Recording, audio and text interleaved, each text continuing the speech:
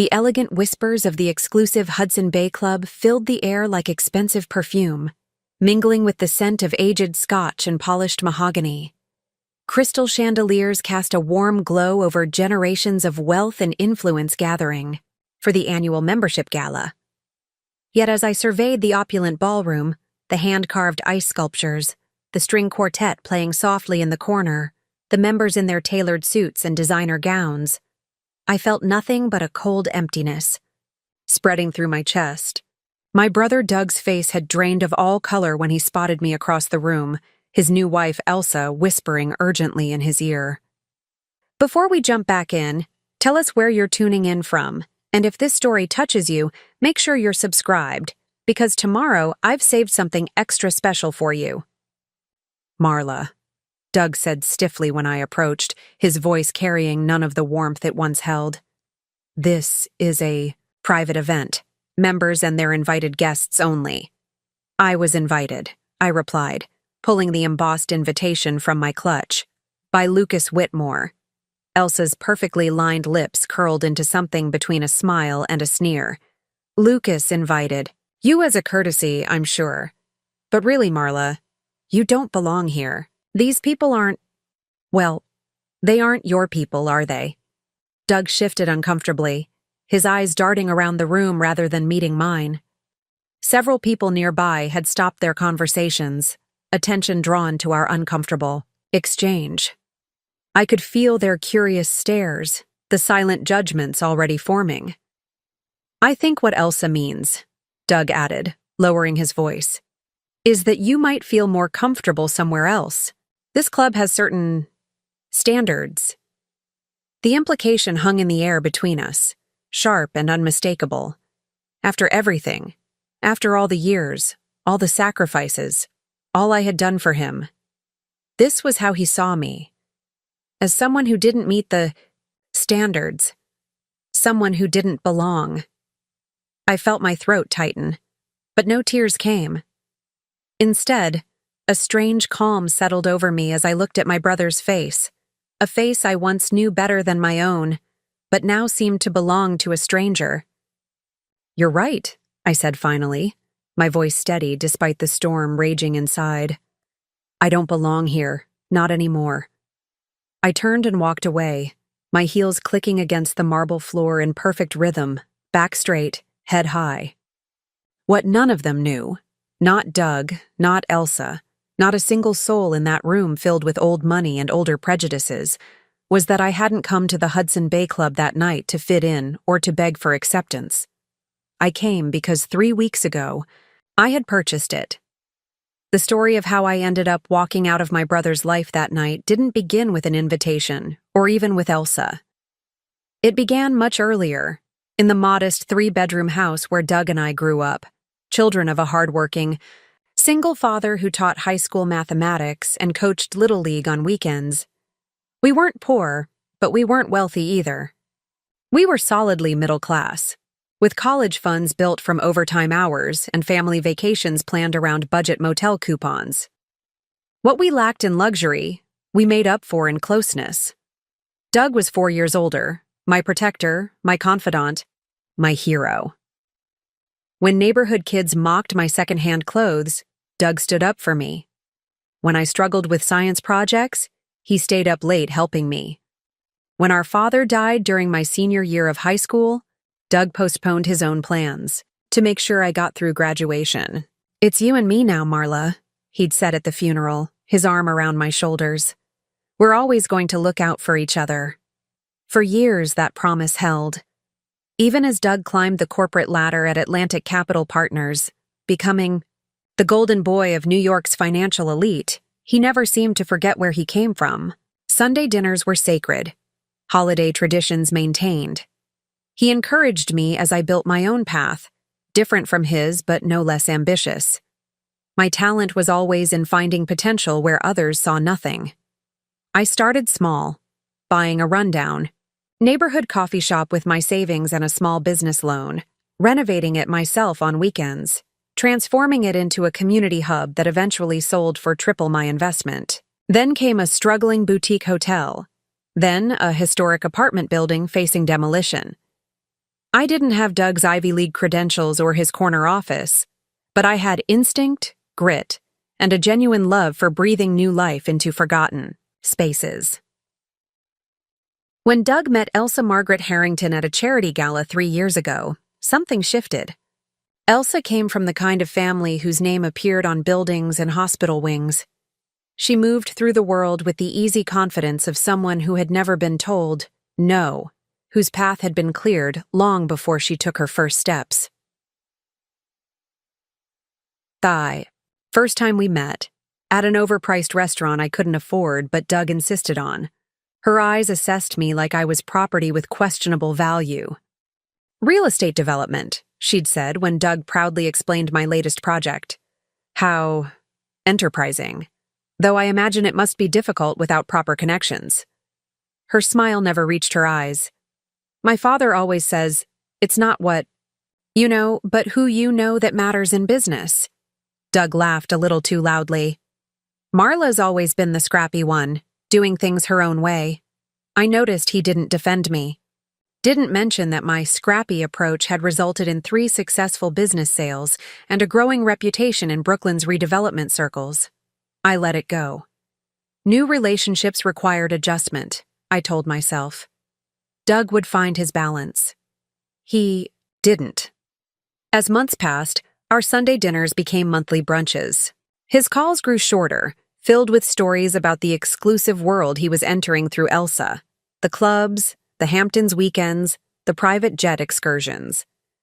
When they got engaged, I threw myself into planning an engagement party that would impress Elsa, spending money I couldn't afford on a venue I knew she would approve of. This is nice, she'd said, glancing around with barely concealed disappointment.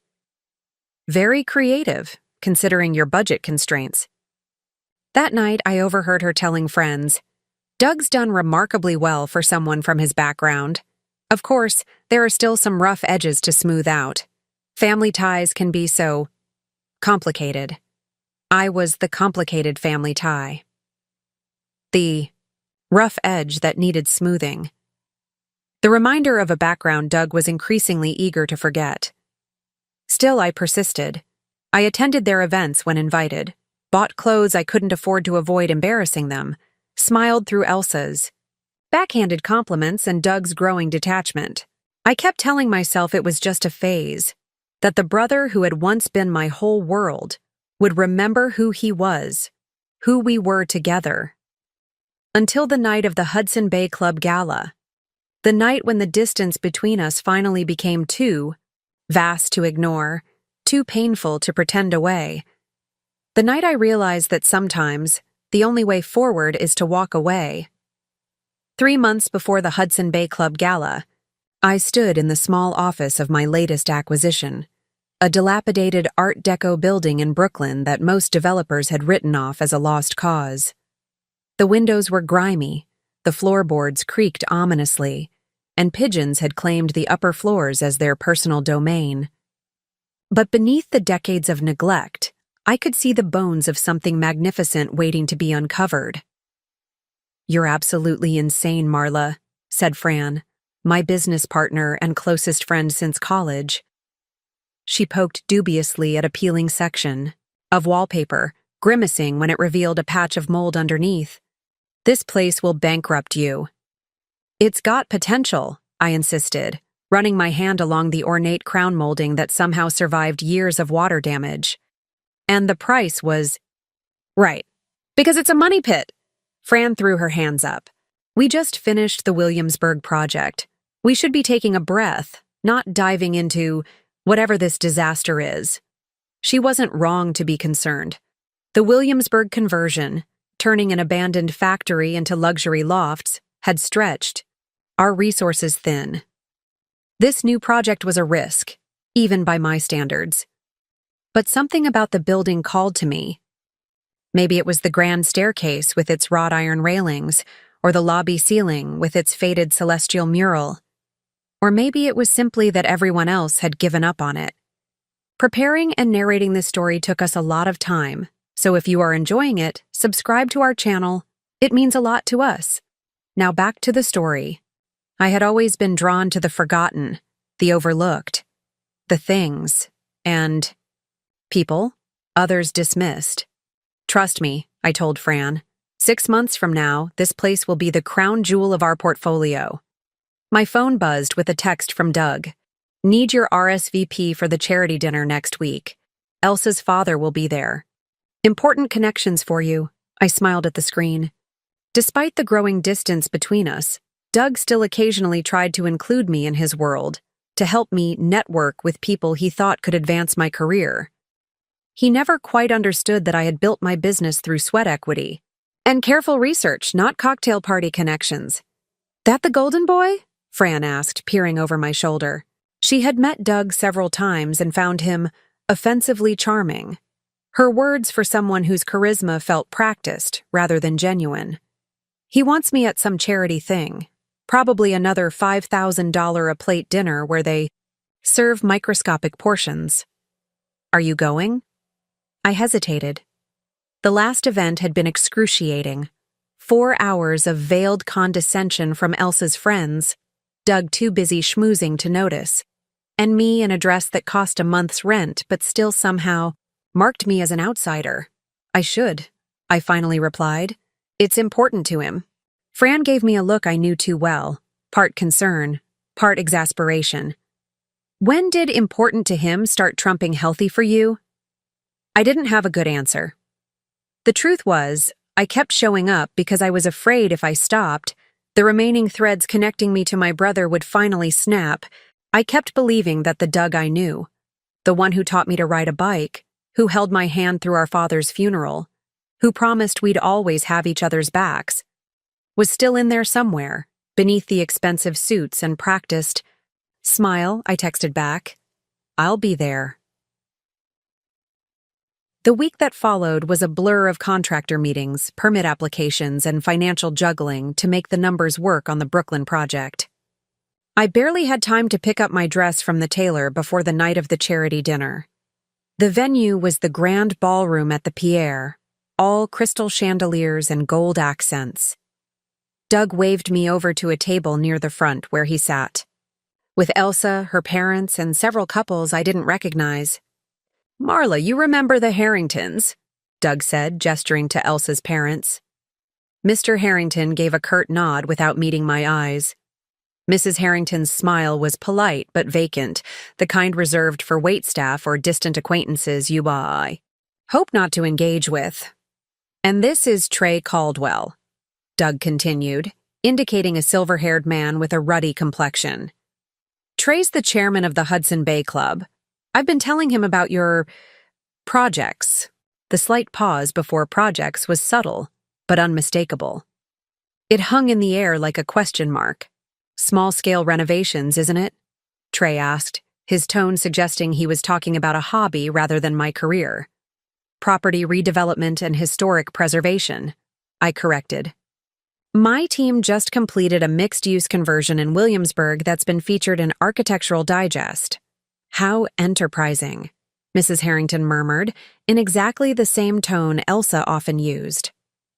Elsa put her hand on Doug's arm. "Darling, you mention to Marla about your membership nomination?" Doug's expression brightened. "Not yet. Good news, Marla. The committee is reviewing my application for the Hudson Bay Club. Trey's sponsoring me." "The oldest private club in Manhattan," Elsa added, though I hadn't asked. "Membership is extremely selective." "Congratulations," I said, genuinely happy for him despite the undercurrent of exclusivity in their tone. "That's exciting." "It's more than exciting," Elsa continued. "It's transformative. The connections, the opportunities. Once you're in the Hudson Bay Club, doors open everywhere." The conversation shifted to golf handicaps and vacation homes, effectively walling me out. I picked at my tiny portion of sea bass and tried to look engaged. Across the table, I caught Alex, one of the other guests, watching me with something that might have been sympathy. Midway through dessert, Trey leaned over to Doug. "The membership committee meets Monday. I'm optimistic, but it's not a done deal. There's one more hurdle." Doug nodded seriously. "Whatever it takes." The annual gala is in 3 months. Every potential member is expected to make an appropriate donation. Shows commitment to the club's philanthropic mission. Of course, Doug agreed immediately. Just let me know the expected amount. Trey named a figure that made me choke on my chocolate mousse. It was more than I had put down as a deposit on my entire Brooklyn building. Consider it done, Doug said, without hesitation. I stared at him, wondering when money had become something he could casually promise in such amounts. Later, as we waited for the valet to bring our cars, I asked him, "Is this club really worth that kind of money?" Doug looked at me like I'd spoken in another language. "It's not about the money, Marla. It's about what it represents. Acceptance. Arrival." "Arrival where?" "You've already arrived by any reasonable standard." His expression hardened slightly. "That's the thing. You've never understood this world. There are circles within circles. The Hudson Bay Club it's belonging to something exclusive, something special. Something other people can't have," I translated. "That's a cynical way to look at it." "Is it?" "Because from where I'm standing, you're paying an obscene amount of money to be part of a club that exists primarily to keep people out." The morning after the charity dinner, I woke before dawn, my conversation with Doug replaying in my mind. I slipped out of bed, made a strong cup of coffee, and did what I always did when I needed clarity. I drove to the Brooklyn building before the rest of the world was awake. The neighborhood was still quiet, streetlights casting long shadows as I unlocked the heavy front doors. Inside, I flipped on the temporary work lights we'd installed, illuminating the cavernous lobby. Without the distraction of contractors or Fran's practical concerns, I could listen to what the building wanted to tell me. That's how I'd always approached my work, not just as construction or renovation, but as conversation. These old structures had stories embedded in their foundations, whispered through creaking floorboards and rattling pipes. My job wasn't to impose my vision, but to uncover theirs. I climbed the grand staircase, running my fingers along the banister, feeling the places where generations of hands had worn the wood smooth. On the second floor, tall windows faced east, and I watched the first light of morning filter through grimy glass, casting dappled patterns on the dusty floor. This was my element. Not gleaming ballrooms or exclusive clubs, but forgotten spaces with hidden potential. I'd discovered this talent by accident, really. After our father died and Doug moved to Manhattan to start his finance career, I'd been left with our childhood. Home, too big for one person, filled with memories that cut like glass. Instead of selling, I renovated. Taught myself basic carpentry from YouTube videos, spent weekends at salvage yards hunting for period-appropriate fixtures, transformed the grief-heavy space into something new while honoring what came before. When I finally sold, the profit was unexpected, enough to put a down payment on a small commercial property in need of similar care. One project led to another. I developed an eye for buildings others overlooked, spaces with good bones beneath years of neglect. I learned to navigate zoning laws and building codes, assembled a team of craftspeople who shared my passion for preservation, and slowly built a reputation for thoughtful, sustainable redevelopment. By the time I met Fran at a historic preservation conference, I had completed 3 successful projects. She brought financial expertise to complement my creative vision, and together we scaled the operation into a legitimate development firm. Not the biggest, not the flashiest, but respected in our niche. Our approach was never about maximum profit. We prioritized maintaining architectural integrity, creating mixed-income housing options, and preserving community spaces. We turned dilapidated theaters into art centers, abandoned factories into affordable lofts for working artists, neglected brownstones into multi-family homes that actual families could afford. It wasn't the kind of work that impressed Elsa's crowd at charity galas, but it had earned us features in architectural magazines and a growing waitlist of investors who appreciated our ethical approach to urban development. Standing in that empty building as dawn broke over Brooklyn, I felt a familiar sense of purpose washing over me. This was what I was meant to do, this careful balance of preservation and progress, this transformation of forgotten spaces into something beautiful and useful again. My phone vibrated in my pocket, an email notification from Alex, the man I met briefly at the charity dinner. The subject line read, "Interesting opportunity, confidential." I opened it, curious. "Marla, we didn't get much chance to talk last night, but I was impressed by what little I heard about your work. I'm part of an investment group looking at some unique properties, and I think your approach might be exactly what we need. There's a particular opportunity I'd like to discuss in confidence. Are you available for coffee this week? Alex Morgan. Horizon Capital Partners. I recognize the firm name, a boutique investment company known for unconventional projects. Unlike the massive private equity firms that flipped properties for quick profit, Horizon had a reputation for long-term vision and community-minded development.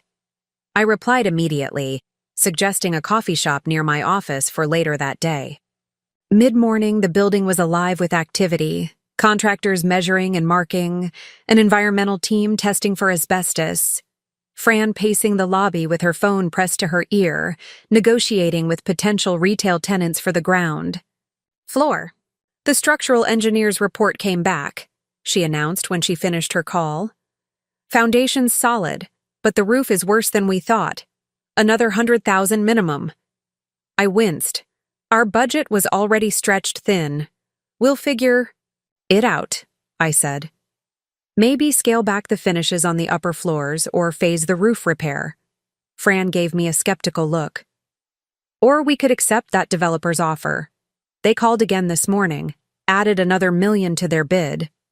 I shook, my head firmly.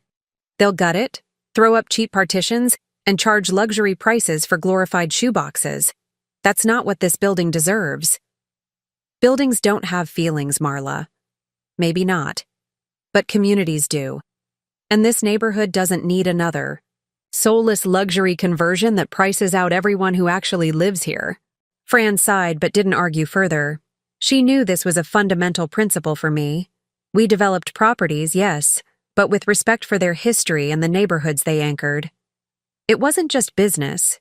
It was a responsibility. That afternoon, I met Alex at the coffee shop, expecting a brief introduction before scheduling a more formal meeting. Instead, our conversation stretched to nearly 3 hours as he outlined a project that made my Brooklyn building seem simple by comparison. The Hudson Bay Club, he said, leaning forward, voice low despite the cafe's ambient noise. It's not public knowledge, but it's in serious financial trouble. My surprise must have shown on my face. That can't be right. They just recruited my brother with some astronomical membership fee. Alex nodded. That's part of the problem. The club's leadership has been chasing cash by recruiting new members, but the building itself is failing. The last 3 presidents deferred major maintenance to keep annual dues artificially low. Now they're facing millions in required repairs, with insufficient reserves to cover it. And your investment group is looking to what? Bail them out? Not exactly. He slid a folder across the table. We're looking to acquire it entirely, but quietly. If news of their financial situation leaks, the property value plummets. The current board is desperate for a solution that saves face. I opened the folder to find architectural drawings of the Hudson Bay Club building, a magnificent Beaux-Arts structure in Midtown Manhattan. 6 stories of limestone and marble with ornate detailing that would cost a fortune to replicate today. It's an incredible building, I admitted. But why come to me? This is well beyond my usual scale. Alex smiled. That's precisely why. Every major developer in New York would gut the interior and convert it to luxury condos or a boutique hotel.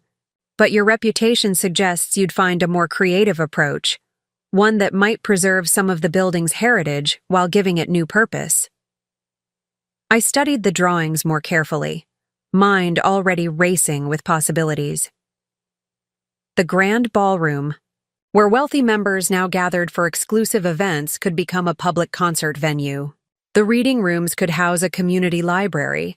The private dining rooms could transform into affordable co-working spaces for nonprofit organizations. The current board would never agree to that kind of democratization, I said finally. They might not have a choice. The alternative is bankruptcy and public humiliation. Alex tapped the folder. Think about it. This could be your most impactful project yet, turning one of the city's most exclusive spaces into something that benefits the many, not just the few.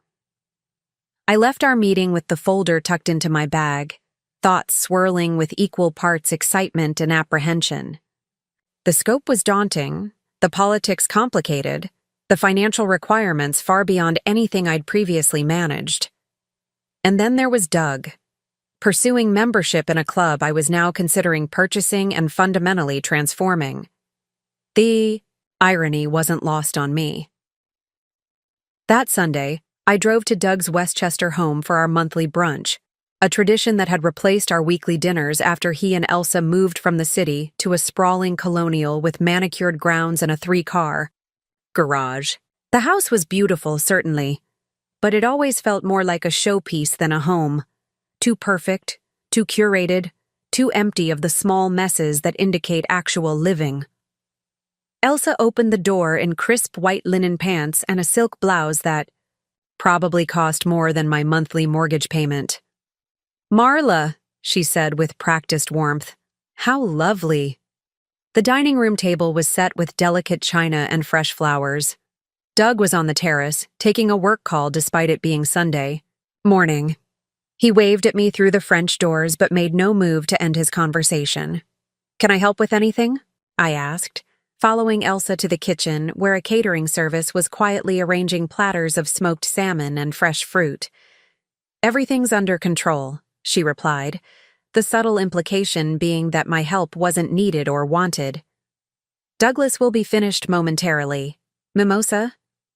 I accepted the offered champagne flute, wondering when my brother had become Douglas instead of Doug. It was one of many small transformations I'd observed over the past 2 years.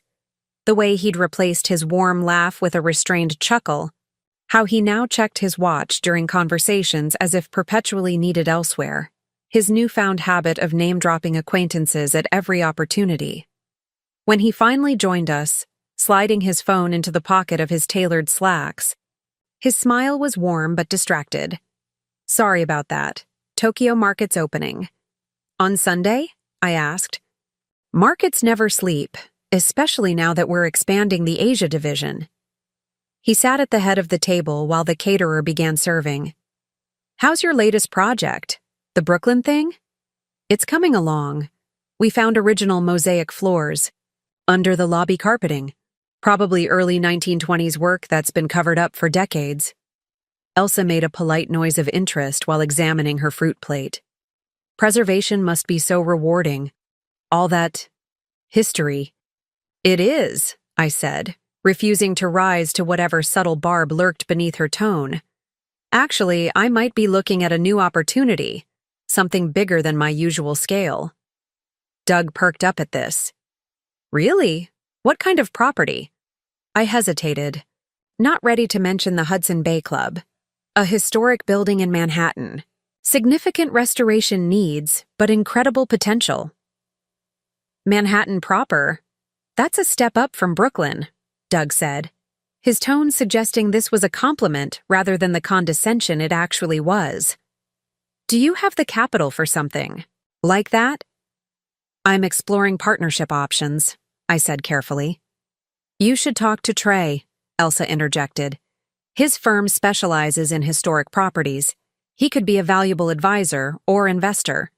The irony of her suggesting Trey Caldwell, chairman of the very club I was considering purchasing, wasn't lost on me. I smiled non-committally.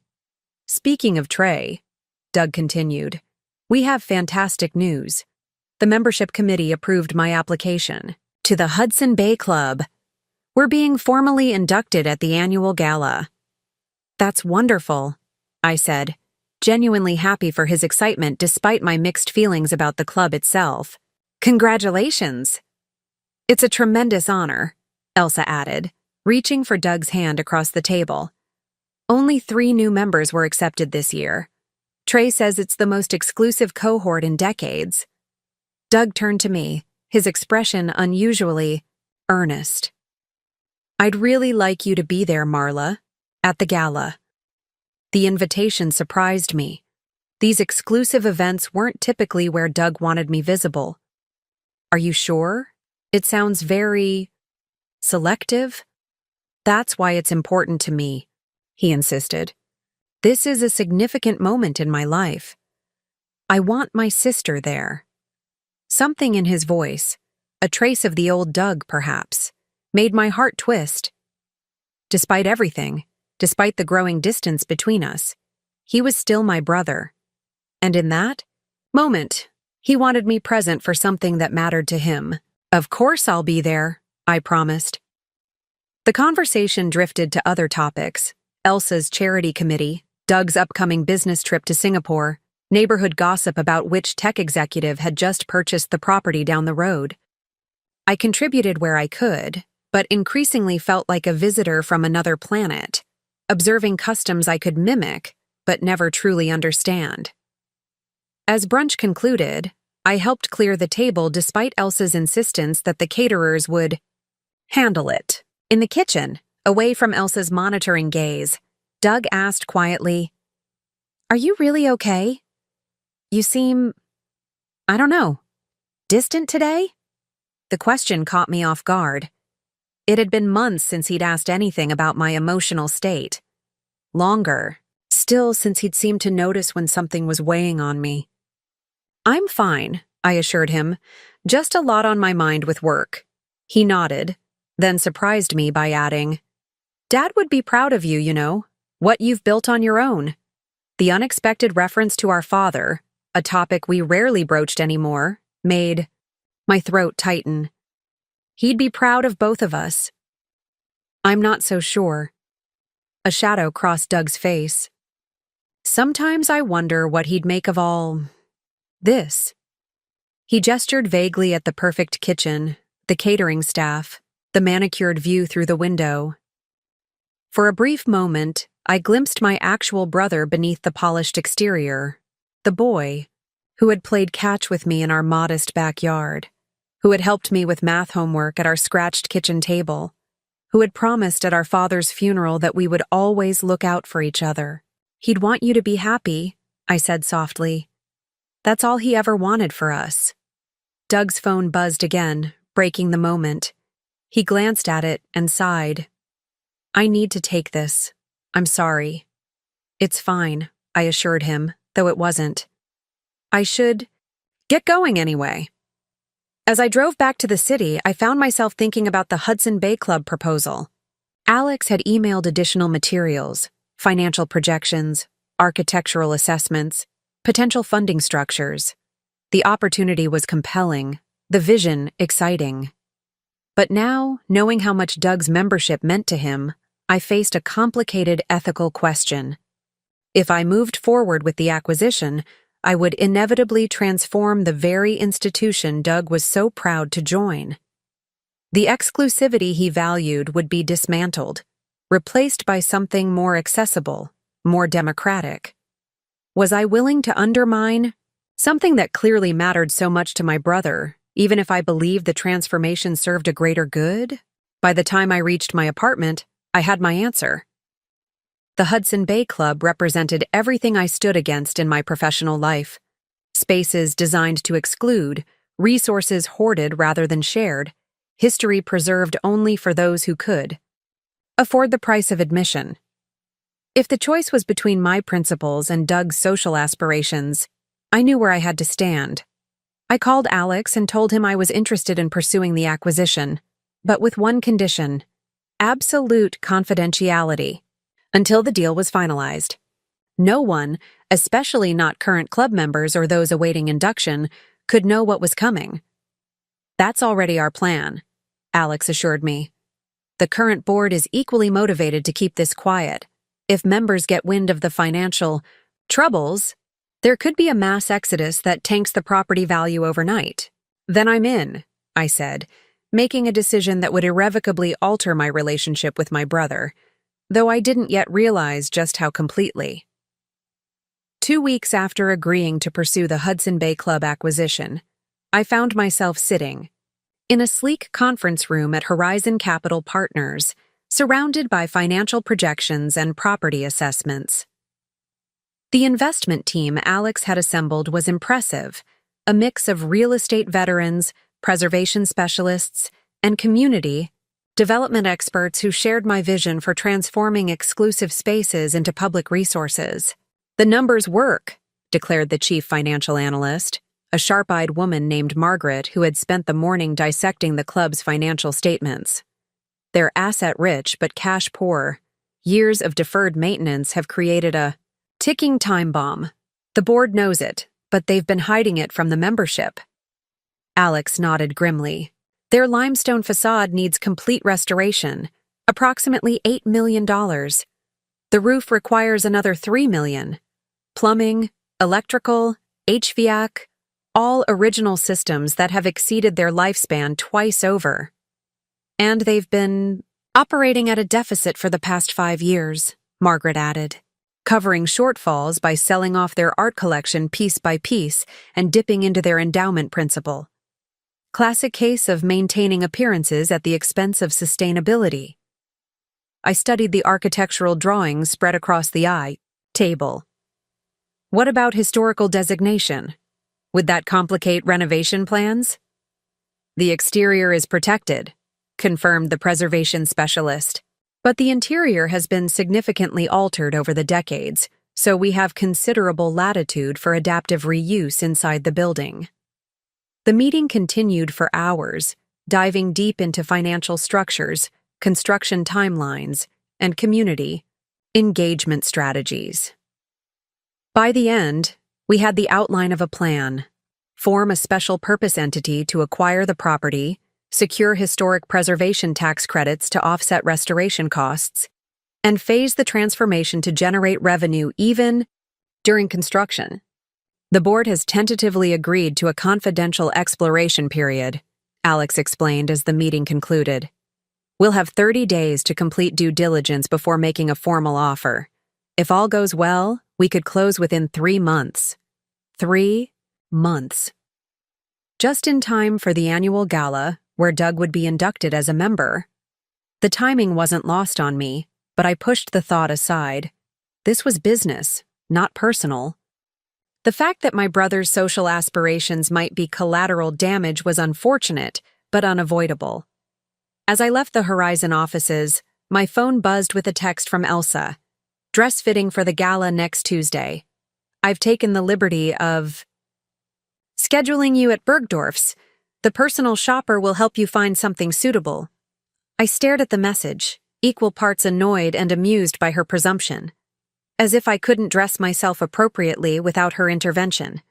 Still, declining would only create tension, and I needed to maintain normal appearances during the due diligence period. "Thanks. What time?"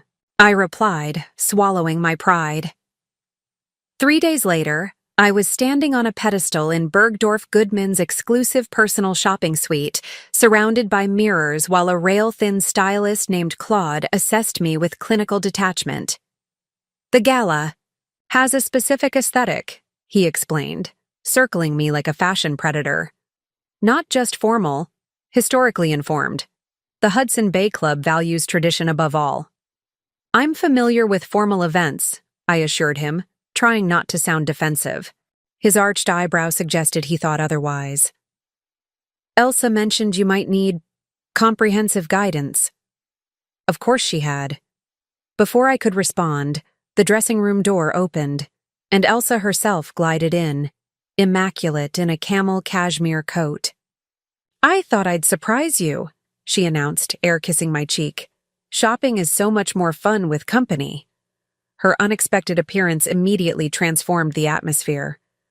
Claude snapped to attention, his manner shifting from condescending to obsequious. "Mrs. Harrington, what a pleasure.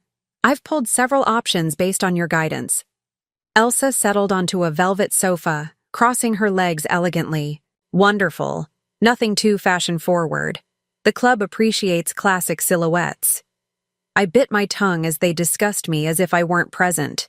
My coloring, my figure challenges, my apparent inability to navigate high society without supervision. Elsa vetoed several dresses I actually liked, steering me toward conservative options in muted tones.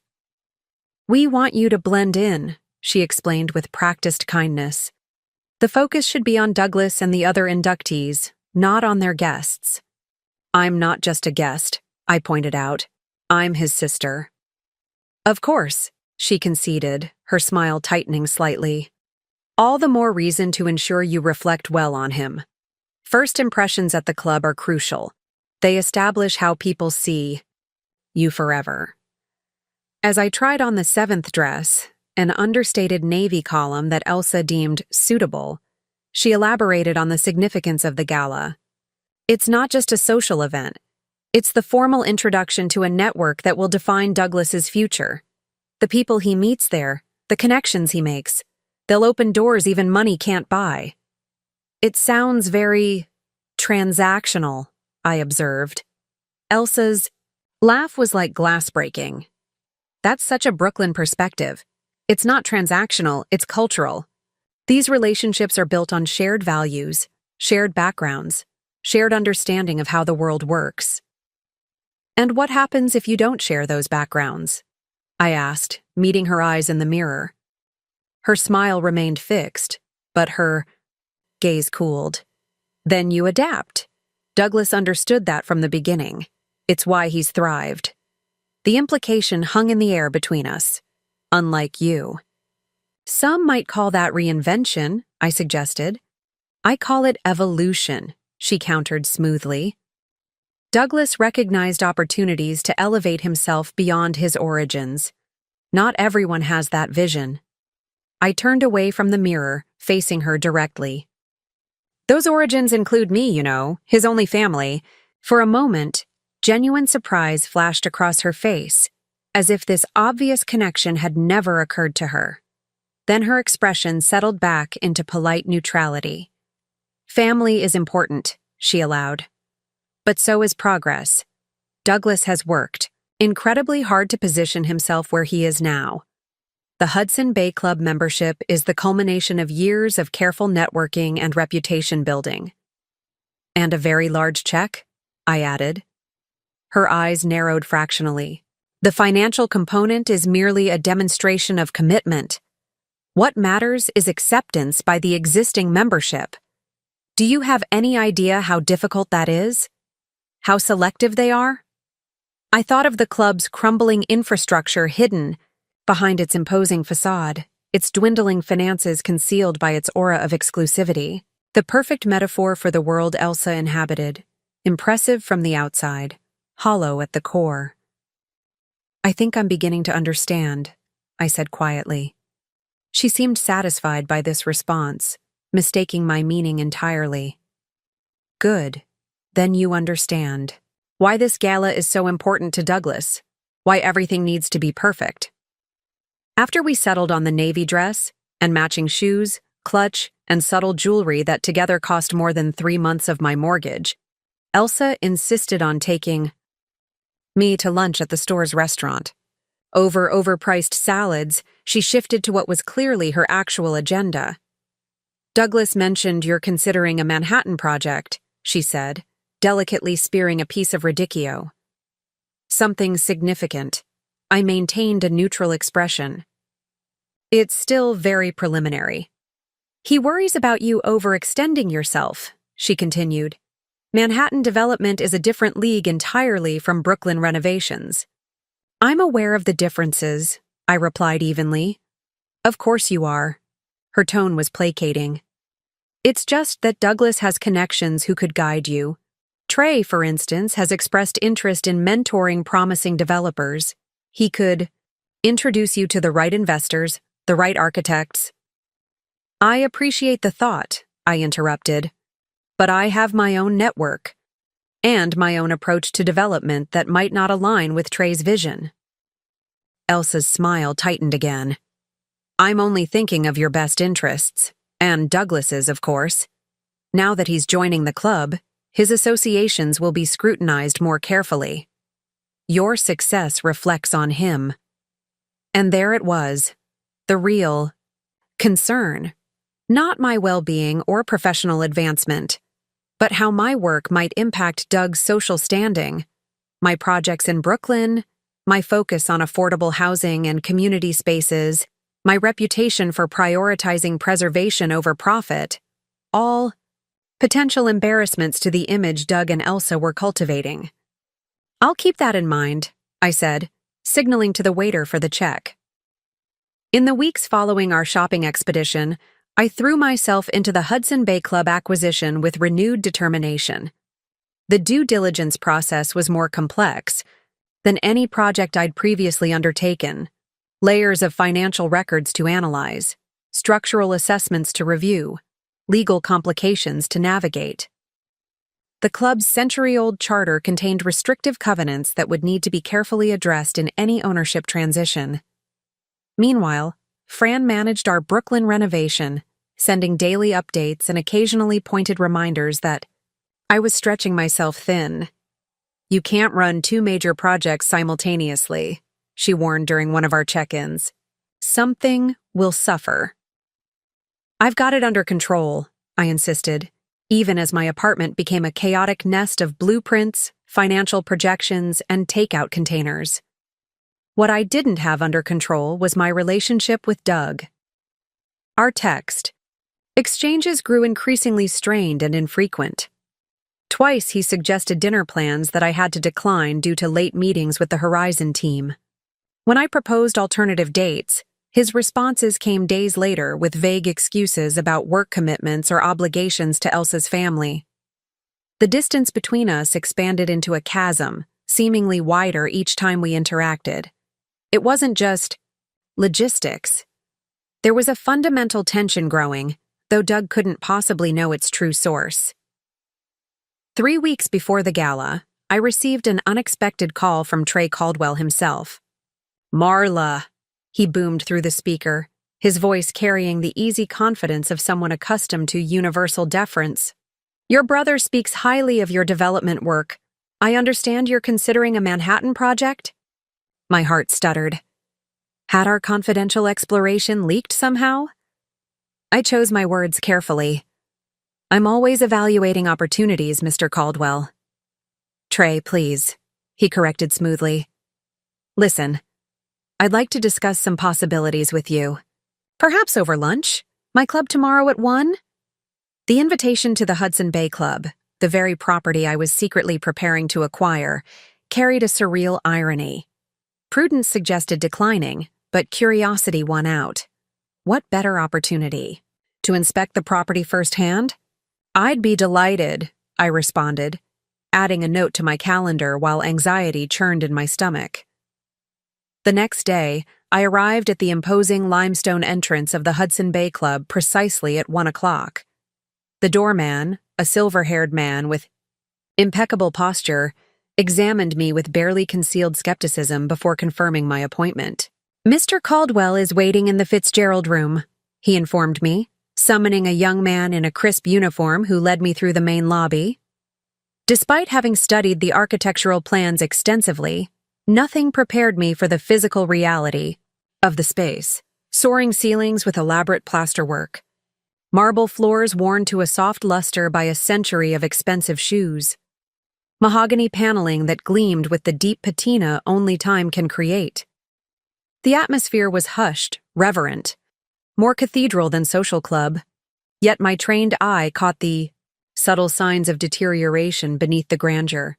Hairline cracks in the ceiling medallions, water stains artfully concealed behind strategic artwork, a slight unevenness in the floor that suggested settling foundation issues. The Fitzgerald room proved to be a wood-paneled sanctuary overlooking Bryant Park. Trey rose from a leather armchair as I entered, extending his hand with practiced warmth. Marla. Excellent. Right on time. He gestured to the chair opposite his. I've taken the liberty of ordering for us. The club's Dover Soul is not to be missed. I sat, noting the absence of menus or prices, a world where choice was curated and cost irrelevant. Thank you for the invitation. The building is extraordinary. Since 1893, he confirmed with proprietary pride. The membership roster reads like a who's who of American history. Roosevelt was a member, both of them actually. A waiter appeared silently at my elbow, pouring water into a crystal glass while another placed a napkin across my lap. The choreography of service was flawless, practiced over decades. Your brother will be an excellent addition to our ranks, Trey continued. Douglas has the right sensibilities for the club. I smiled non-committally, wondering what sensibilities meant in this context. Wealth, certainly. Ambition. Willingness to conform.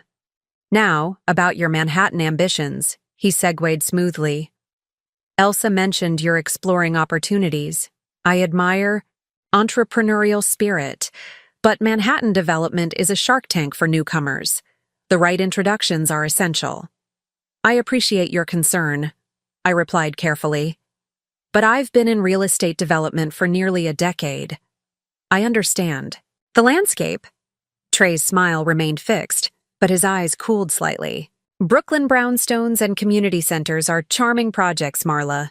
But Manhattan is a different ecosystem entirely. The capital requirements alone would be prohibitive without the right partners. The condescension in his tone was unmistakable. Before I could respond, our first course arrived. A delicate arrangement of seafood that probably cost more than what I typically spent on groceries for a week. I've assembled a list of potential investors who might consider supporting a properly structured project, Trey continued, sliding a folded paper across the table. With my recommendation, of course. I glanced at the list. A who's who of developers known for luxury high-rises and commercial properties that prioritized maximum return over community impact. The exact opposite of my development philosophy. This is thoughtful, I said, tucking the paper into my bag. Though my approach tends toward preservation and mixed-use development rather than luxury conversions. Trey's laugh was indulgent, as if I'd said something charmingly naive. Noble sentiments, but ultimately impractical in this market. Manhattan real estate isn't about sentiment. It's about return on investment. I've found that thoughtful development can achieve both social and financial returns, I countered. A perspective that may work in the boroughs, he acknowledged with the air of someone making a generous concession. But in Manhattan, particularly for someone without established connections, more conventional approaches are advisable. The conversation continued in this vein throughout lunch, Trey alternating between paternalistic advice and subtle reminders of my outsider status in his world. By dessert, his actual message was clear. My development approach was unsuitable for Manhattan. My ambitions overreached my capabilities, and my success depended entirely on connections he could provide. If I adjusted my vision to align with his values. As coffee was served, he shifted topics abruptly. I understand you'll be attending the annual gala as Douglas's guest. I nodded, surprised by the change in subject. Yes, he was kind enough to invite me. The gala is our most significant tradition. We maintain certain standards for the occasion. His gaze drifted briefly to my suit. Well made, but certainly not from the rarefied brands Elsa favored. Elsa mentioned she's helping you prepare. That's wise. The implication that I required assistance to meet their standards stung, but I maintained a pleasant expression. She's been very involved in the process. Douglas is fortunate to have found her, Trey observed. She understands our world intuitively, navigates it flawlessly. Unlike some of us, I suggested, unable to resist the subtle provocation. Trey's smile didn't waver. We each have our natural environments, Marla. The club represents a particular tradition, a specific set of values. Not everyone finds it comfortable, nor should they. Exclusivity is our defining characteristic. And what exactly are you excluding? I asked, meeting his gaze directly. For a moment, surprise flickered across his features. Perhaps at my directness, perhaps at my willingness to challenge the premise of his beloved institution.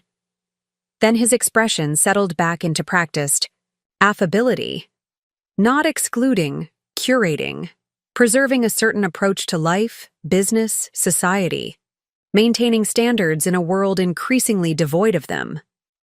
He set down his coffee cup with precision. Your brother recognizes the value of these traditions, embraces them. It's why he'll thrive here. The subtext was crystal clear. Unlike you. As we concluded lunch, Trey walked me through additional rooms. Of the club, the library with its first edition books no one seemed to read, the billiards room where elderly men played in concentrated silence, the rooftop garden with its spectacular but private view of the city. Each space reinforced the same message. This was a fortress of privilege, beautiful but inaccessible to most. I hope you'll consider my suggestions about your Manhattan aspirations, Trey said as we reached the lobby. With the right guidance, even a developer with your unconventional background could find a foothold. I extended my hand, matching his firm grip. Thank you for lunch, Trey. It's been illuminating. As I descended the limestone steps to the street, leaving the hushed exclusivity behind, I felt something crystallize within me. Not anger exactly, but clarity. The Hudson Bay Club was a perfect symbol of everything wrong with how wealth and power functioned in the city I loved. Beautiful spaces hoarded by few, resources concentrated rather than shared. History preserved but privatized. Whatever hesitation I'd felt about the acquisition evaporated. If the transformation meant disrupting Doug's social aspirations, so be it. Some principles mattered more than family harmony, especially when that harmony was increasingly predicated on my diminishment. The week before the gala, everything began unraveling at once. The Brooklyn project hit a major setback when asbestos was discovered in unexpected areas, requiring additional remediation and pushing our budget into critical territory. Meanwhile, the Hudson Bay Club acquisition entered its final phase, with lawyers drafting purchase agreements and the Horizon team finalizing financing. The dual pressure had me working 18-hour days, surviving on coffee and determination. When Doug called on Tuesday evening, I almost didn't answer. But guilt, that persistent companion in our increasingly strained relationship, made me pick up on the fourth ring.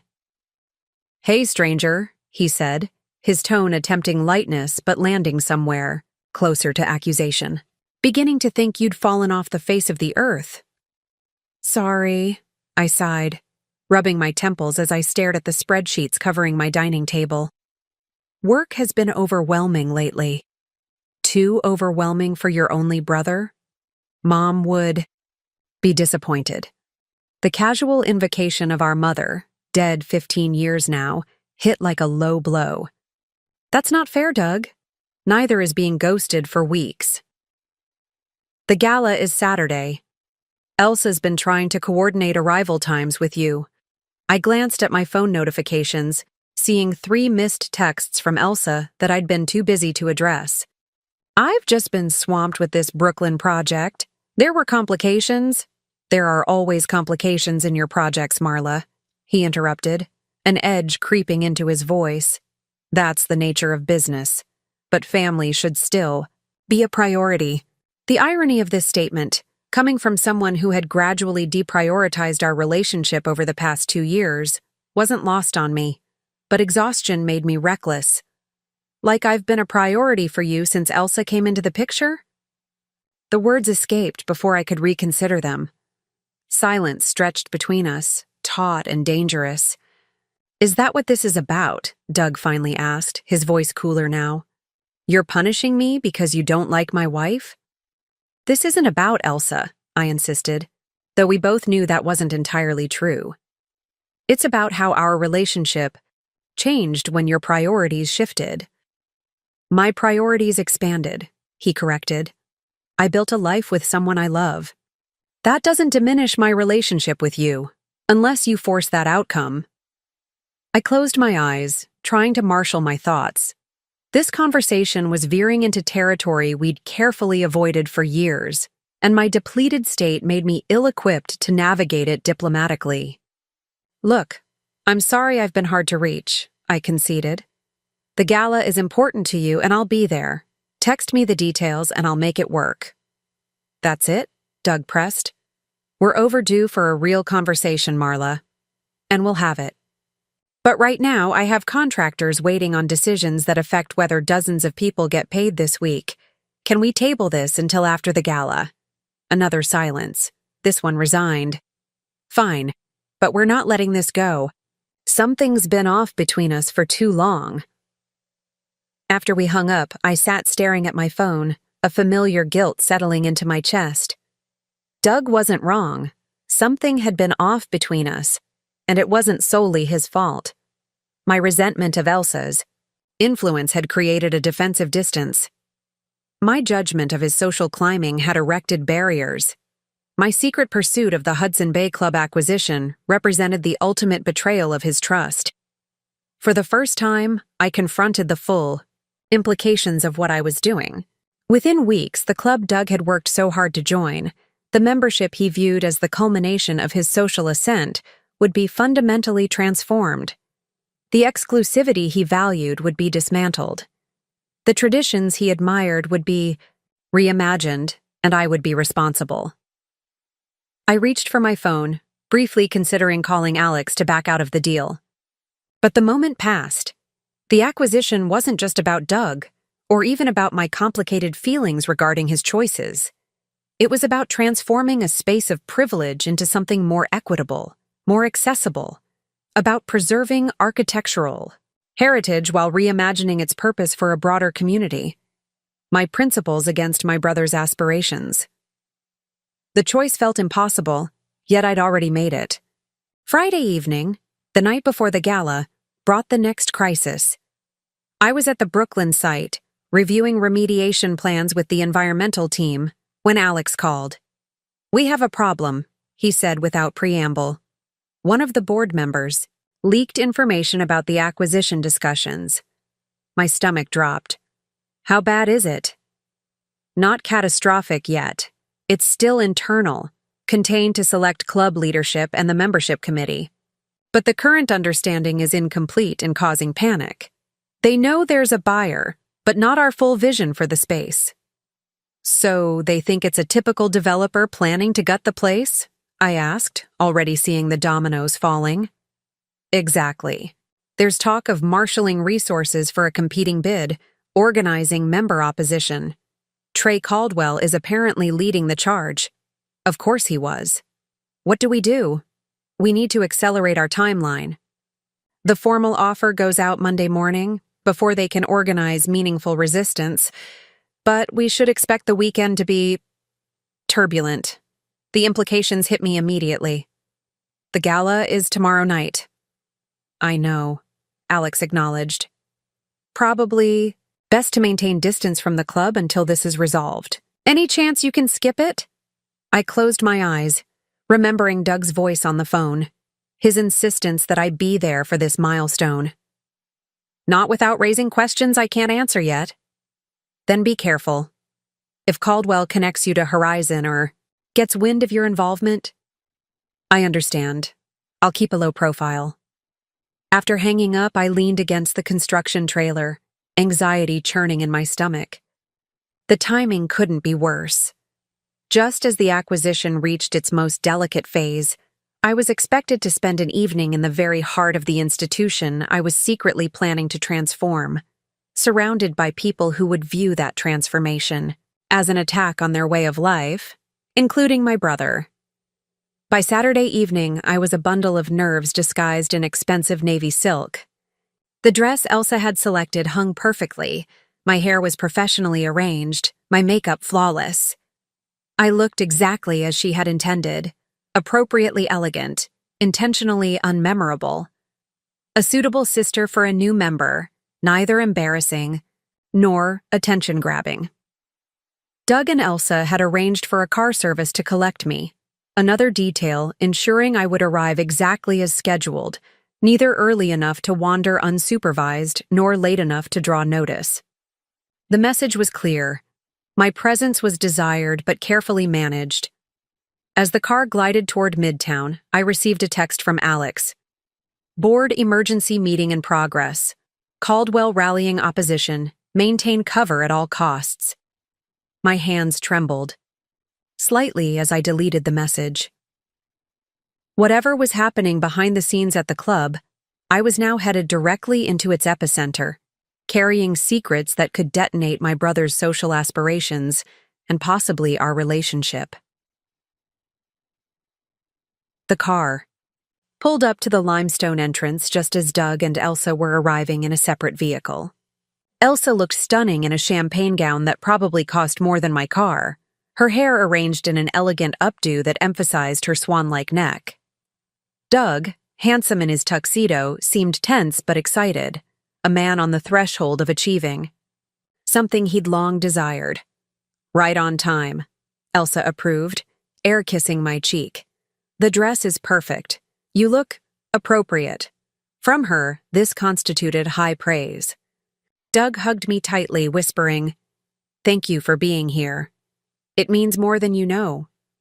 His sincerity caught me off guard, stirring a fresh wave of guilt. Whatever our differences, whatever the distance that had grown between us, he genuinely wanted his sister present for this moment. And I was here under false pretenses, harboring plans that would undermine everything this night represented to him. As we ascended the limestone steps toward the entrance, Doug placed a hand on my arm. "Tonight is special, Marla. I want you to see what I've been working toward, to understand why it matters so much." The earnestness in his eyes made my chest ache. "I'm happy for you, Doug. Really. I know we've drifted apart," he continued, his voice low enough that Elsa, walking slightly ahead, couldn't hear.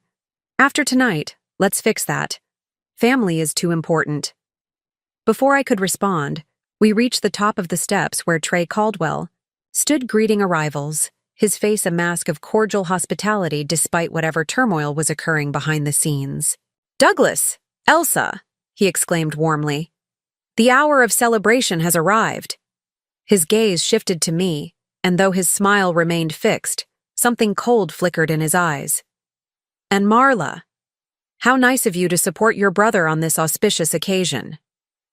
As we stepped across the threshold into the grand lobby, I couldn't shake the feeling that I was walking into the lion's den, carrying secrets that could destroy everything my brother had built, and possibly our relationship along with it. The Burr. Hudson Bay Club's grand ballroom exceeded even the most extravagant spaces I'd encountered in my years of architectural work. Soaring 30-foot ceilings featured hand-painted murals of classical scenes, illuminated by crystal chandeliers that had reportedly once hung in European palaces. Marble columns ringed the perimeter, while the inlaid wood dance floor gleamed, with a mirror-like finish. Every detail exuded calculated opulence, wealth not as comfort but as spectacle. Members and their guests mingled in formal attire, their conversations creating a soft murmur beneath the string quartet's elegant performance. Uniformed staff circulated with champagne and delicate hors d'oeuvres, appearing and disappearing with practiced invisibility. "Isn't it magnificent?" Elsa whispered, her eyes shining as she surveyed the room. "This is what legacy looks like, Marla. This is what Douglas has achieved." I smiled noncommittally, acutely aware of how differently we perceived the same space. Where she saw the pinnacle of social achievement, I saw wasted potential, a stunning architectural treasure locked away for the enjoyment of a tiny, privileged few. Doug was immediately drawn into conversation with several older men, clearly established members welcoming one of their newly approved peers. I watched as he adopted their mannerisms, the restrained laugh, the slight head tilt that conveyed attentive listening, the casual referencing of shared connections. He moved through this world with increasing fluency, having studied its unwritten language until he could speak it like a native. "Mr. Caldwell would like a word," a staff member murmured at my elbow, startling me from my observations. In the Astor room, just down the corridor. My pulse quickened. Had he somehow discovered my connection to the acquisition? Did he say what about? No, ma'am. Only that it's a private matter. I glanced across the room, catching sight of Doug. Deep in conversation, Elsa holding court with several elegantly dressed women. Neither would notice my brief absence. Of course, I replied, following the staff member out of the ballroom and down a hushed corridor lined with portraits of past club presidents, their stern expressions seeming to judge me as I passed. The Astor room proved to be a smaller, wood-paneled space with a massive fireplace and leather chairs arranged for intimate conversation. Trey stood at a sideboard pouring amber liquid into crystal tumblers. Ah, Marla. Thank you for joining me. He extended a glass. Scotch, Macallan 25, one of life's perfect pleasures. I accepted the glass but didn't drink. You wanted to speak. With me? Directly to the point, he observed with a thin smile. A quality I might admire in different circumstances. He gestured to a chair. Please sit. I remained standing. I should return to my brother soon. The induction ceremony will proceed without disruption, he assured me. We have time for an important conversation. Something in his tone, a dangerous certainty, made me wary. I perched on the edge of a chair, maintaining the posture of someone prepared to leave at any moment. Trey sat opposite me, swirling his scotch thoughtfully. I had an interesting call this afternoon from a colleague at First Manhattan Trust. He mentioned a significant transaction being prepared, financing for a major acquisition in Midtown. I kept my expression neutral, though my heart rate accelerated. The real estate market is always active. Indeed. But this particular transaction caught my attention because the property in question is familiar. His eyes locked with mine. And the acquiring entity traces back to Horizon Capital Partners. The implied knowledge hung between us, neither fully confirmed nor deniable. I took a small sip of scotch, buying seconds to compose my response. Financial matters can be complex, I offered finally. Structures often involve multiple entities for various legitimate purposes. Trey's laugh held no warmth. Let's dispense with the evasions, Marla. I know you're working with Horizon to acquire this club. What I don't know is why. Revenge against your brother? Some misguided social justice crusade? The direct accusation caught me off guard, but I maintained my composure. If such a transaction were occurring, it would be a business decision, not a personal vendetta. Business, he repeated, the word dripping with disdain. This club isn't merely a business. It's an institution, a legacy, something I don't expect you to understand. Perhaps I understand more than you think, I countered. Beautiful spaces should be preserved. We agree on that much. Preserved in their intended purpose, he corrected sharply. Not reimagined according to whatever trendy egalitarian notions you've embraced in your Brooklyn projects. The contempt in his voice when he said Brooklyn might have wounded me. Once. Now it only reinforced my conviction. The world changes, Mr. Caldwell. Adaptation isn't betrayal, it's survival. He set his glass down with controlled precision. Does Douglas know what you're planning? The question I'd been dreading. My professional activities are separate from my family relationships.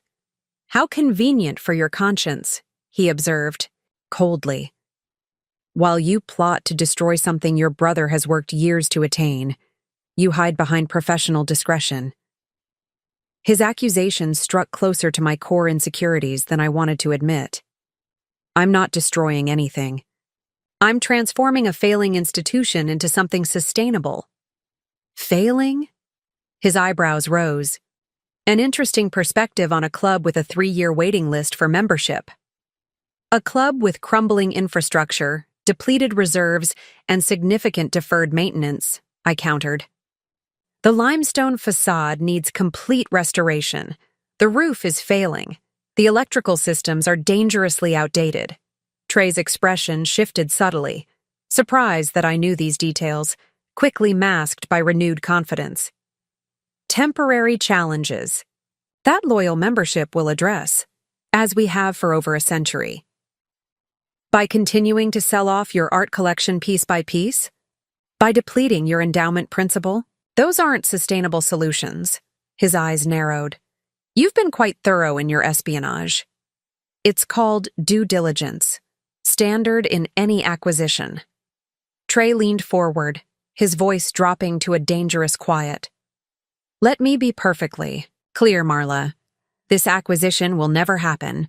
I've already activated resources to block it, but more importantly, and I say this out of respect for your brother, I'm giving you an opportunity to withdraw gracefully before Douglas learns of your betrayal. The threat was unmistakable. Are you suggesting you'll tell him if I don't back out?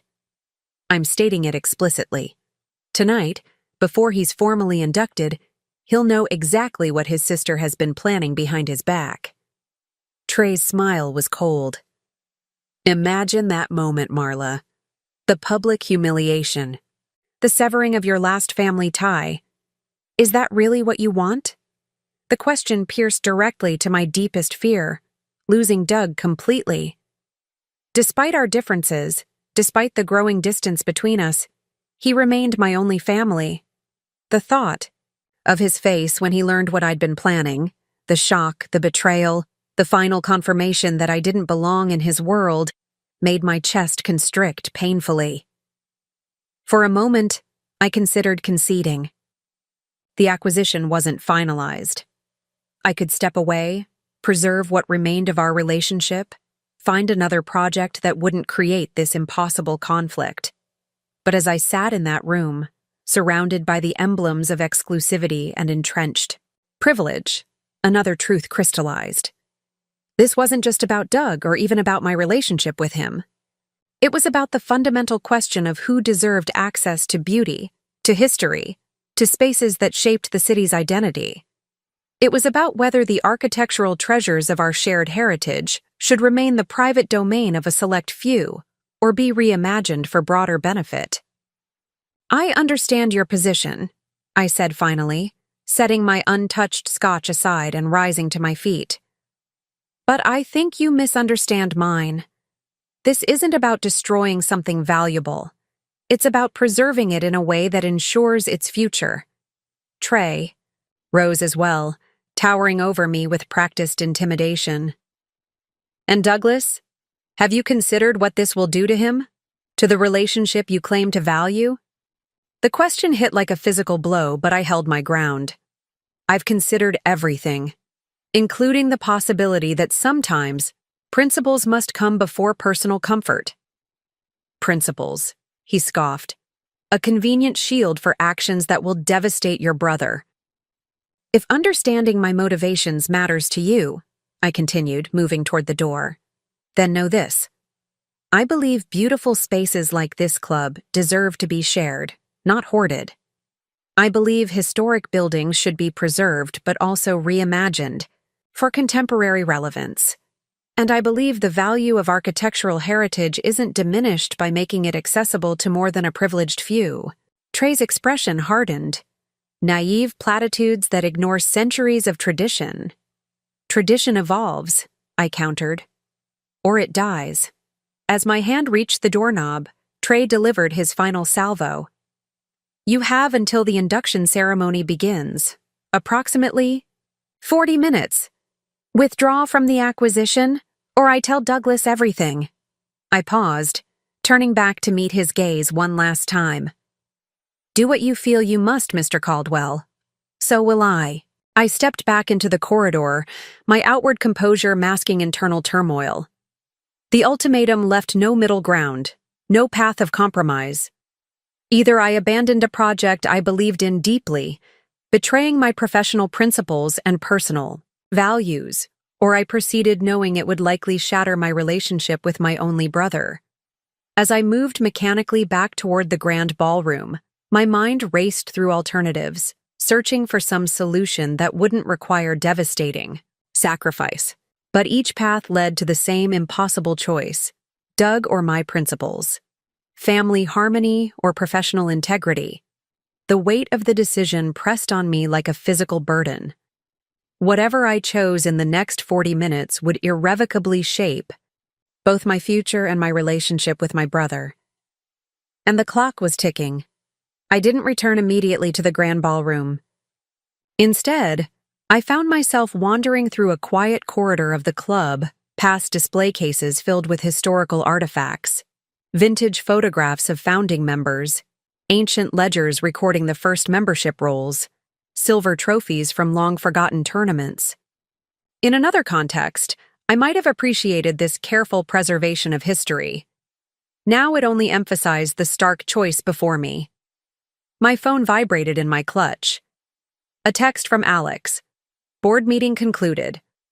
Caldwell organizing resistance. Need. Your confirmation to proceed with Monday offer. Call when you can. The deadline loomed from both directions. Trey's 40-minute ultimatum and Horizon's need for my final commitment. I slipped into a small alcove with a bay window overlooking Bryant Park and dialed Fran's number. Shouldn't you be watching your brother get his elite membership card or whatever? She answered, the background noise suggesting she was still at our Brooklyn site despite the late hour. I need your perspective, I said, keeping my voice low. I'm in an impossible situation. More impossible than the asbestos remediation budget I'm staring at? Considerably. I explained the confrontation with Trey, the ultimatum, and the choice now facing me. Withdraw from the Hudson Bay Club acquisition or watch my relationship, with Doug potentially shatter beyond repair. Fran was silent for several moments after I finished. That's genuinely awful, she finally said, her usual sarcasm absent. Tell me what to do, I pleaded, sounding more desperate than I intended. I can't make this call for you, Marla, but I can ask questions to help you think it through. Her voice shifted to the analytical tone she used when dissecting difficult business problems. First, is backing out even viable at this stage? What are the contractual implications? I considered this. We haven't signed final agreements, but we've invested significant resources in due diligence. Horizon would likely proceed without me, though the terms might change. So, practically speaking, your withdrawal wouldn't necessarily stop the acquisition, just remove you from it. Correct.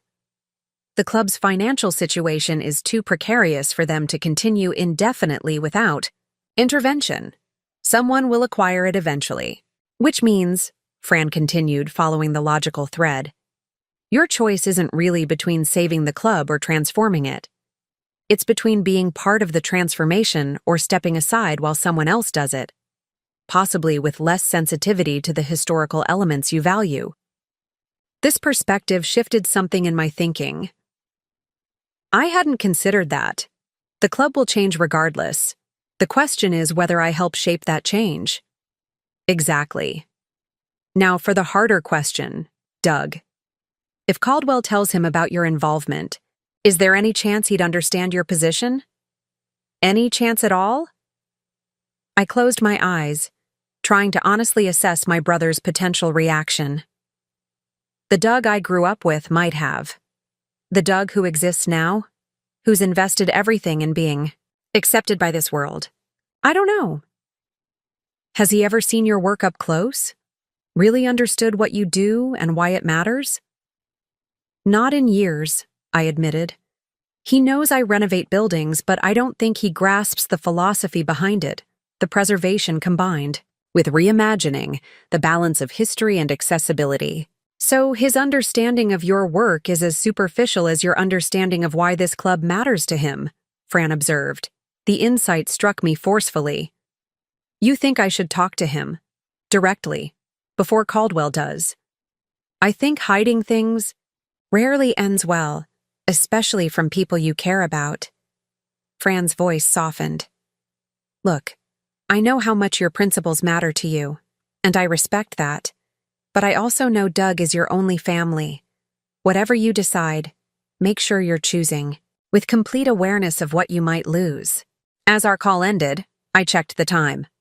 28 minutes until Trey's deadline expired. 28 minutes to make a decision that would shape both my professional future and my relationship with Doug. I texted Alex. Need more time. Proceeding. As planned, but with potential complications. Will update ASAP. Then I did something I hadn't done in years. I sought out my brother in a crowded room, not to maintain appearances or fulfill obligations, but because I genuinely needed to speak with him. I found Doug near one of the ornate fireplaces, engaged in conversation with several other inductees and their sponsors. He looked so at ease, so naturally part of this environment that for a moment I hesitated. Was I really prepared to potentially shatter this world he had worked so hard to join? But as I watched him, I noticed something I hadn't seen earlier. A slight stiffness in his posture, a careful calculation in his laugh. This wasn't effortless belonging. It was studied performance. He was working to fit in, just as he had been working for years to transform himself into someone who belonged in spaces like this. I caught his eye across the room and gestured subtly toward a quieter corner. He excused himself and made his way. To me, his expression shifting from social affability to genuine concern. Everything okay? You disappeared for a while. I need to talk to you, I said quietly. Privately. It's important. He glanced at his watch, a gesture that once would have been foreign to him. The ceremony starts in 20 minutes. Can it wait? It really can't. Something in my tone must have conveyed the urgency, because he nodded and guided me toward a small antechamber off the main ballroom. As we entered the more private space, he loosened his bow tie slightly, the first crack in his carefully maintained facade. What's going on, Marla? You look like you've seen a ghost. I took a deep breath, searching for the right words that might build a bridge across the chasm that had formed between us. Do you remember when Dad died, and we stayed up all night in the backyard just talking about him? The unexpected reference caught him off guard. Of course I do. Why, you told me that night that no matter what happened, it would always be you and me against the world. That we were family, and family was the one thing that couldn't be broken. Doug's expression softened. I remember. I need you to remember that person, the brother who said those words, while I tell you something difficult. I met his gaze directly. I'm part of an investment group that's acquiring the Hudson Bay Club. For a moment, he didn't seem to process my words. Then confusion crossed his features. Acquiring? What does that mean? Like membership? No. Purchasing it. The entire property. The club is in financial trouble, Doug. Serious trouble. Deferred maintenance, depleted reserves, mounting operational deficits. They've been hiding it from the membership, but the situation is unsustainable. He shook his head as if to clear. That can't be right. This is one of the most prestigious clubs in Manhattan. They just accepted new members. They are selling art from their collection to cover operating shortfalls, I finished. Are facing millions in critical repairs. They can't afford. Are seeking a buyer who can rescue the building before it's too late. Doug sank into one of the antechamber's velvet chairs, his composure fracturing. How do you know all this? Because I've been doing due diligence for the acquisition for weeks. The Horizon Capital Partners team. Horizon? Recognition flashed in his eyes. Alex Morgan's firm? I nodded, surprised. You know Alex? By reputation, he's known for community-focused development. Doug's gaze sharpened. Which means you're not just buying the club, you're planning to transform it, change its purpose, preserve its architecture while making it more accessible, I corrected. A space that honors its history while serving a broader community. Eliminating it as a private club, he translated, his voice flat. I couldn't sugarcoat this part. Yes, the exclusivity model isn't sustainable. Doug? Not financially and not culturally. He was silent for a long moment, processing. I could almost see the calculations running behind his eyes, what this meant for his carefully constructed social trajectory, for the status he'd worked so hard to attain. "Why are you telling me this now?" he finally asked. "Tonight of all nights?" "Because Trey Caldwell figured it out. He confronted me earlier with an ultimatum. Withdraw from the acquisition or he'll tell you himself publicly before the induction ceremony." Doug's laugh was hollow. "So this isn't about honesty. It's about controlling the narrative." The accusation stung, but I couldn't entirely refute it. "I would have told you eventually, but yes, I wanted you to hear it from me, not from him. And I wanted you to understand why I'm doing this. That it's not about undermining you or your choices." "What is it about then?" There was genuine confusion in his question, not just anger. "It's about believing that beautiful spaces like this shouldn't be hoarded by the few. It's about preserving architectural treasures while making them relevant. For the future." I leaned forward, willing him to understand. "It's the same philosophy that drives all my work, Doug. This isn't a vendetta. It's a natural extension of what I've always done, just on a larger scale." He stood abruptly, pacing the small room. "Do you have any idea what this membership means to me? How hard I've worked for this?" "I do," I said softly, "but I also know that you've been working to belong in a world that will never truly accept you or me as equals, no matter how perfectly you play their game." Doug's face flushed at my words, a mixture of anger and something more complex. Recognition, perhaps, flickering across his features. "That's not true. I've earned my place here. By becoming someone else," I said gently. "By erasing where we came from. By performing belonging instead of actually belonging." He turned away, straightening his bow tie in a small mirror on the wall, a reflexive gesture of composure. "You don't understand ambition, Marla. Sometimes evolution requires leaving certain things behind. Things? Or people?" The question hung between us, heavy with unspoken history. Doug didn't answer immediately. When he finally turned back to face me, his expression had hardened into something more controlled. "How much time do I have before this becomes public?"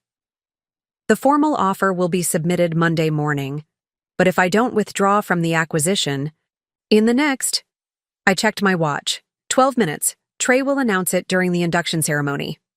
"Of course he will," Doug muttered. "Maximum humiliation for maximum effect. Classic Trey." He ran a hand through his perfectly styled hair, momentarily disrupting its careful arrangement. "What exactly do you want from me here, Marla? Blessing? Understanding? What?" The question caught me off guard. In my rush to beat Trey's disclosure, I hadn't fully considered what I hoped to achieve beyond controlling how Doug learned the truth. "I want you to know this isn't about hurting you," I said finally. "I want you to understand that my work, preserving beautiful spaces while making them accessible, matters to me as much as your career matters to you. And I want—" I hesitated, then pushed forward. "I want us to find a way to be family again, despite our different paths." Doug's laugh held no humor. "You're asking for reconciliation while actively undermining everything I've worked for?" "I'm asking you to see that your worth isn't defined by membership in an exclusive club. That the brother I knew valued substance over status." I took a step toward him. The Doug I grew up with would have questioned why beautiful spaces should be reserved for the few. He would have seen the hypocrisy in celebrating architectural heritage while restricting who gets to experience it. The Marla I grew up with would have supported her brother's aspirations, not sabotaged them, he countered. The accusation hit its mark. "Is that what you think I'm doing? Sabotaging you?" "What would you call it? You knew how important this membership was to me. You sat through dinners where I talked about it. You let Elsa help you dress for tonight, all while secretly planning to eliminate the very institution I was joining." His voice tightened. "If that's not sabotage, what is it?"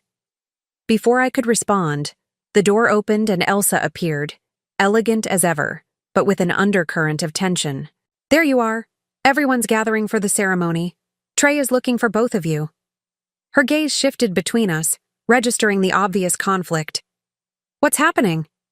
Doug and I locked eyes, a silent communication passing between us, the kind only siblings share after decades of understanding each other's unspoken thoughts. I saw calculation in his expression, then decision. "Nothing important," he said smoothly, his social mask sliding back into place. "Marla had some concerns about a development project. We'll continue the discussion later." Elsa looked skeptical, but accepted his explanation. "Well, whatever it is, we'll have to wait. The ceremony starts in 5 minutes, and Trey specifically asked that the whole family be present." As she turned to leave, expecting us to follow, Doug caught my arm. "This isn't over," he whispered. "But I won't let Trey control this narrative. Or you. We handle this as a family first."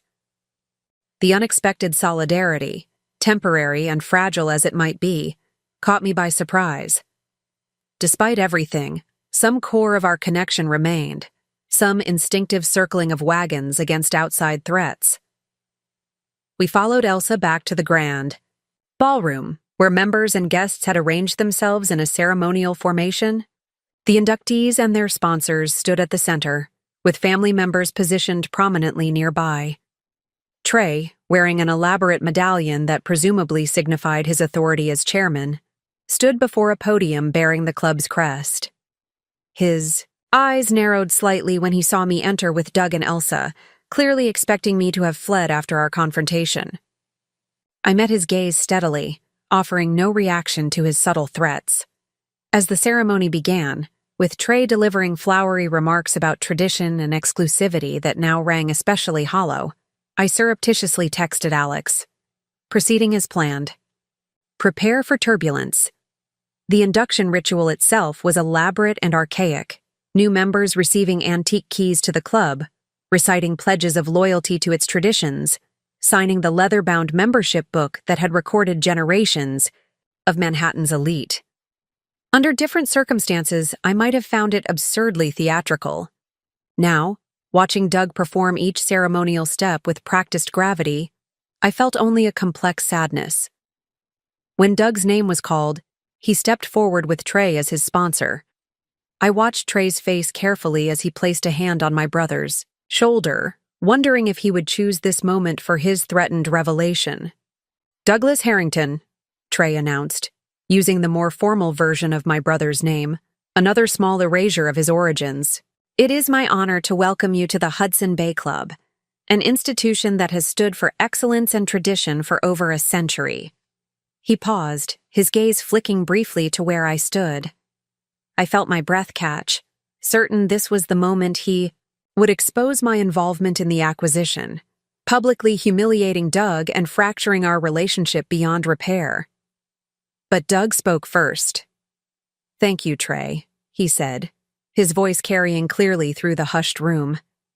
"It's a privilege to join an institution with such rich history. My family has always valued preservation, of relationships, of heritage, of beauty worth protecting." As he said family, his eyes met mine briefly, conveying a message I couldn't fully decipher. Was it reconciliation? Warning? Something else? Entirely? Trey seemed momentarily thrown by Doug's interruption, but recovered quickly. "Indeed, preservation is our highest calling." Another pointed glance in my direction. "Maintaining our traditions unchanged for future generations." "Traditions evolve?" Doug countered smoothly, echoing my earlier words to Trey without knowing it.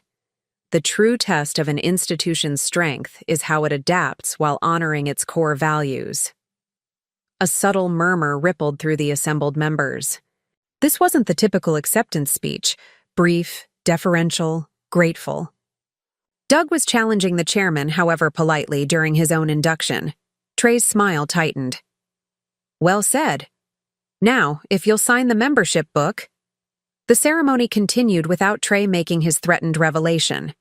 Whether Doug's Unexpected assertiveness had thrown him off balance, or he was simply biding his time for maximum impact. I couldn't be sure. But as the formal portion concluded and guests began moving toward the adjoining dining room for the celebratory dinner, I knew the danger hadn't passed. I intercepted Doug as he finished receiving congratulations from a group of older members. "That was unexpected," I murmured. "Almost sounded like you were questioning the club's approach to tradition." His expression was unreadable. "Maybe I was." "Doug, not here." He cut me off quietly. "Meet me on the rooftop garden in 15 minutes. We need to talk privately." Before I could respond, Elsa appeared at his side, threading her arm through his possessively. "Everyone's moving to dinner," she informed him, her smile fixed. "Trey wants you at the head table." "I'll be there shortly," Doug assured her. "I need a moment with my sister first." Elsa's perfectly sculpted eyebrows rose fractionally. "Now? Douglas, this isn't the time for family matters. The board members are waiting."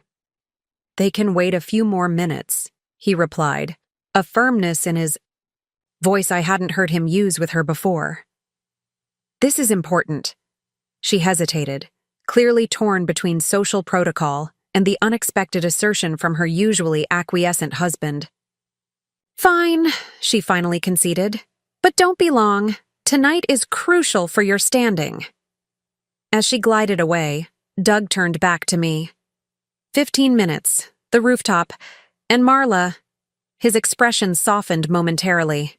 "Remember what Dad used to say about impossible problems?" The reference startled me. Our father, a mathematics teacher with a philosopher's heart, had a favorite saying when we faced seemingly insurmountable challenges. "There's always another angle. You just haven't found it yet." For the first time, that evening, something like hope flickered in my chest. Whatever Doug wanted to discuss on the rooftop, he was approaching it with our father's problem-solving spirit rather than the rigid thinking he'd adopted in recent years. Perhaps there was a way forward that didn't require devastating sacrifices. Perhaps there was, indeed, another angle we hadn't yet considered. I made my way to the rooftop garden exactly 15 minutes later, slipping away from the dining room where the celebration was in full swing. The elevator operator raised an eyebrow. At my destination, the roof was apparently closed for the evening, but didn't question me when I mentioned my brother's name. The garden was breathtaking even in the darkness. Carefully pruned topiaries created intimate seating areas, while climbing roses and wisteria draped over pergolas that framed spectacular views of the city skyline.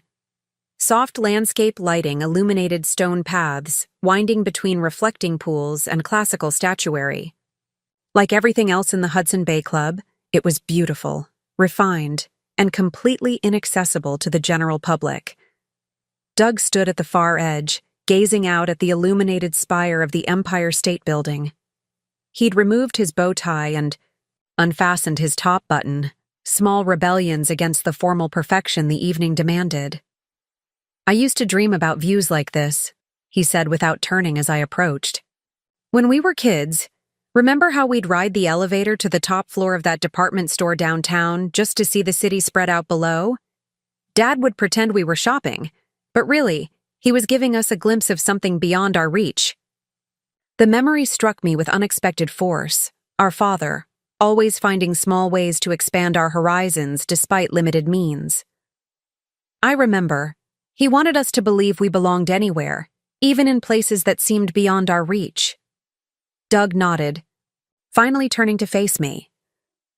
"I've been thinking about that a lot lately, about what belonging really means." "And what conclusions have you reached?" "That I'm not sure anyone truly belongs here." He gestured around the rooftop garden. "Not really. We're all performing to some degree, some more convincingly than others." The admission surprised me. "That's not what I expected you to say." "It's not what I expected to realize." He leaned against the stone balustrade. "Marla, I didn't bring you up here to fight about the acquisition. I brought you here because I think there might be another approach, one that serves both our interests." Hope, flickered again. I'm listening. The Hudson Bay Club needs financial rescue. That's clear now, though I wish I'd known before investing a small fortune in membership fees. His wry smile reminded me of the brother I'd grown up with. You want to preserve the building while making it more accessible. I understand that impulse, even if it conflicts with my current position. And the other members? Trey? They'll fight the acquisition aggressively. They'll try, Doug acknowledged, but their position is weaker than they realize. The financial situation is dire, as you've discovered. And if current members learn how the board has mismanaged things, there could be internal revolt. So what's your proposal? He straightened, shifting into the business mode I recognized from when he discussed his financial deals. A compromise. Instead of eliminating the private club entirely, transform it into a hybrid model. Preserve certain spaces for members. Perhaps this rooftop, some private dining rooms, the library, while opening the grand public spaces to broader use. A membership within a public institution, I translated. Exactly. The ballroom becomes a concert venue or event space. The ground floor opens as a public restaurant or cultural center. The membership retains exclusive access to certain amenities, but the building's most significant architectural features become accessible to everyone. I considered the concept, mentally reconfiguring the building's layout. It could work architecturally. The design already creates natural divisions between public and private spaces. And it addresses both our concerns, Doug continued. The building is preserved and becomes more accessible, fulfilling your mission. The membership retains some exclusivity and special access, preserving what they value most. And the combined revenue streams, public access and membership fees, create financial sustainability. The proposal was elegant, balancing competing interests while honoring the building's architectural integrity. It wasn't perfect from either perspective. The purists on both sides would object, but it offered a path forward that didn't require complete victory for either approach. Alex might be open to this, I said carefully. The financial model would need adjustment, but the core concept is sound. And it gives everyone a face-saving way forward, Doug added. The board can present it as evolution rather than capitulation. The membership retains status while the institution gains stability. I studied my brother with new appreciation. You came up with this in the last hour? His smile held a hint of the cockiness I remembered from our youth. Finance is about finding opportunities others miss. This is just another deal structure, one where everyone gets most of what they want. Including you? What about your membership, your standing with Elsa's crowd? Something shifted in his expression. Let me worry about that. Some things are more important than social position. Before I could respond, the elevator doors opened behind us, and Trey emerged onto the rooftop, his face tight with controlled anger. I should have known, he said coldly. Conspiring while the celebration continues without you. How perfectly fitting. Doug straightened, his posture shifting back to the poised confidence he'd cultivated for this world. Trey, we were just discussing potential solutions to the club's financial challenges. Were you indeed? Trey's voice dripped with disdain. How thoughtful of you to concern yourselves with matters beyond your understanding. I understand balance sheets quite well, Doug replied evenly. And failing infrastructure. And depleted reserves, Trey's eyes narrowed. So she's shared her ill-gotten information. I expected nothing less. The information isn't the problem, Trey. The financial mismanagement is. Doug's tone remained measured, but there was steel beneath the surface. How long did you think you could hide it? Another year? 2? Before the limestone started falling? Onto Madison Avenue? Temporary challenges that loyal membership would address if given the chance, Trey insisted, echoing his earlier words to me. By doubling dues? Tripling them? The numbers don't work, Doug countered. The membership can't support the necessary capital investments. You know that. Trey's composure cracked slightly, revealing the desperation beneath. What I know is that your sister has engineered a hostile takeover of a historic institution, and you appear to be aiding her betrayal. The board will never accept this. The board might prefer a compromise to bankruptcy, I suggested. Doug has outlined an approach that preserves member benefits while creating a sustainable future for the building. Compromise. Trey spat the word like it tasted bitter. This club has never compromised its standards in over a century. We don't adapt to changing fashions or surrender to popular pressure. Then you'll cease to exist, Doug said simply. Buildings without maintenance collapse eventually. Institutions without evolution become irrelevant. Trey took a step closer, his height allowing him to look down at Doug with practiced intimidation. You've made your choice, it seems, siding with your sister against the very institution that welcomed you today. I expected better judgment from someone with your ambitions. I'm siding with reality, Doug replied, and proposing a solution that serves everyone's interests. Not mine, Trey declared, and not the true membership's. We will fight this acquisition with every resource at our disposal. Legal challenges, regulatory obstacles, public relations, warfare. Your sister's company will be drained in litigation before the first architectural plans are drawn. I tensed, recognizing the genuine threat in his words. A prolonged legal battle could indeed drain our resources, potentially endangering not just the Hudson Bay project, but our Brooklyn renovations as well. But Doug didn't flinch. That would be unwise, Trey, especially when the alternative is a structured transition that preserves your status and legacy.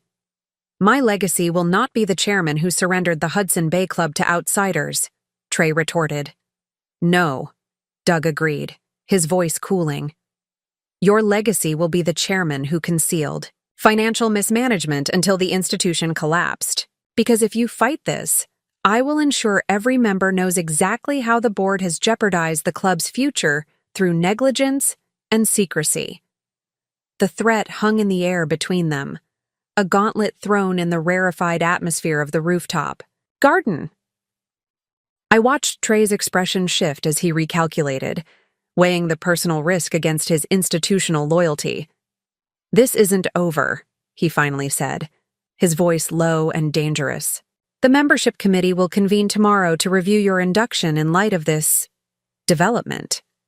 I wouldn't count on retaining your newly acquired status. That's your prerogative, Doug replied with surprising equanimity. Some things matter more than membership cards. Trey turned to me, contempt evident in his gaze. And you. The board will hear about your duplicity. Your reputation in Manhattan development circles will never recover. I met his gaze steadily. My reputation is built on preserving beautiful buildings while making them relevant for the future. This project only strengthens that legacy. Trey's laugh was bitter. Such noble sentiments. We'll see how they hold up under the reality of what you've set in motion. He straightened his jacket. With a practiced gesture of composure, the induction dinner continues. Your absence has been noted. I suggest you return immediately, or don't return at all. With that, he turned and strode back to the elevator, his rigid posture betraying the anger beneath his controlled exterior. As the elevator doors closed behind him, I turned to Doug. That went well. His unexpected laughter broke the tension. About as well as could be expected. Trey's never faced opposition from within the ranks before. He doesn't quite know how to handle it. He'll retaliate, I warned. Your membership is ultimately less important than I thought. Doug's expression sobered. What matters now is finding a path forward that preserves both the building and whatever relationship we still have as siblings. The simple statement, acknowledging our relationship as a priority, eased something tight within my chest. So we present the hybrid model to Horizon and the board as a compromise solution? It's worth trying. And if they reject it? He shrugged. a gesture reminiscent of our father, we moved to more aggressive approaches. The "we" didn't escape my notice. Somehow, in the crucible of this crisis, my brother had begun finding his way back to me, and perhaps to himself. The next morning found Doug and me in my Brooklyn apartment, surrounded by architectural drawings, financial projections, and half-empty coffee cups. We'd been working since dawn, refining the hybrid model concept into a formal proposal that could withstand scrutiny from both Horizon's investment team and the Hudson Bay Club's board. "The financial structure is sound," Doug declared, reviewing the spreadsheets he'd created overnight. "Combining member dues with public access revenue actually improves the long-term sustainability metrics compared to either model alone." I nodded, studying the modified floor plans where I'd sketched the proposed divisions between public and private spaces. And architecturally, it works beautifully. The building was originally designed with natural transitions between grand public areas and more intimate private spaces. The doorbell interrupted our concentration. I opened it to find Fran and Alex, both looking equally surprised to see Doug sitting at my dining table amidst the project documents. "This is unexpected," Fran said as they entered, eyeing Doug warily. "A lot has happened since yesterday," I explained, making quick introductions. Alex extended his hand to Doug with professional courtesy. "I know you by reputation only. Your work at Atlantic Capital Partners is impressive." "As is yours at Horizon," Doug replied, the two men assessing each other with the careful neutrality of potential allies who might easily become adversaries. "Doug has a compromise proposal," I explained, gesturing to the documents spread across the table. "A hybrid model that preserves elements of the private club while opening the most significant spaces to public access." Fran raised an eyebrow. "And you're on board with this now, despite your membership?" "Priorities evolve," Doug said simply. Alex moved directly to the financial projections, his expression thoughtful as he reviewed Doug's work. "This is intriguing. The dual revenue streams address our concerns about sustainability. And the phased implementation reduces initial capital requirements," Doug pointed out. "You can open the public spaces first, generating revenue while renovating the private areas." The discussion quickly became technical as we delved into the details of the proposal: construction timelines, membership structures, preservation requirements, community programming. Doug's financial expertise complemented Alex's development experience, while Fran's pragmatism kept our more ambitious ideas grounded in reality. 2 hours later, we had a framework that seemed viable from all perspectives: financially sound, architecturally appropriate, and aligned with both Horizon's community-focused mission and the membership's desire for exclusivity. "There's just one major obstacle," Alex observed, leaning back in his chair. "Trey Caldwell and the current board. After last night's confrontation, they'll oppose this aggressively." "They might," Doug agreed, "but their position isn't as strong as they believe. The financial situation is worse than most members realize." "You're suggesting leveraging that information?" Alex asked carefully. Doug nodded. "Strategic transparency. If the full membership understood the extent of the deferred maintenance and financial mismanagement, they might pressure the board to consider alternatives." "That's playing hardball," Fran observed. "Are you prepared for the blowback? These are your social peers now." Something shifted in Doug's expression, a clarity I hadn't seen in years. "They were never really my peers. I was just willing to pay the price of admission." His phone buzzed with an incoming call from Elsa. He glanced at it, hesitated, then silenced the ringer. "That's the 4th call this morning. I should probably deal with this soon." "She doesn't know you're here?" I asked. "She doesn't know any of it yet," he admitted. "I told her I had early meetings," which is technically true. I exchanged glances with Fran, who raised an eyebrow in silent question. Elsa's reaction to Doug's involvement would be another significant hurdle.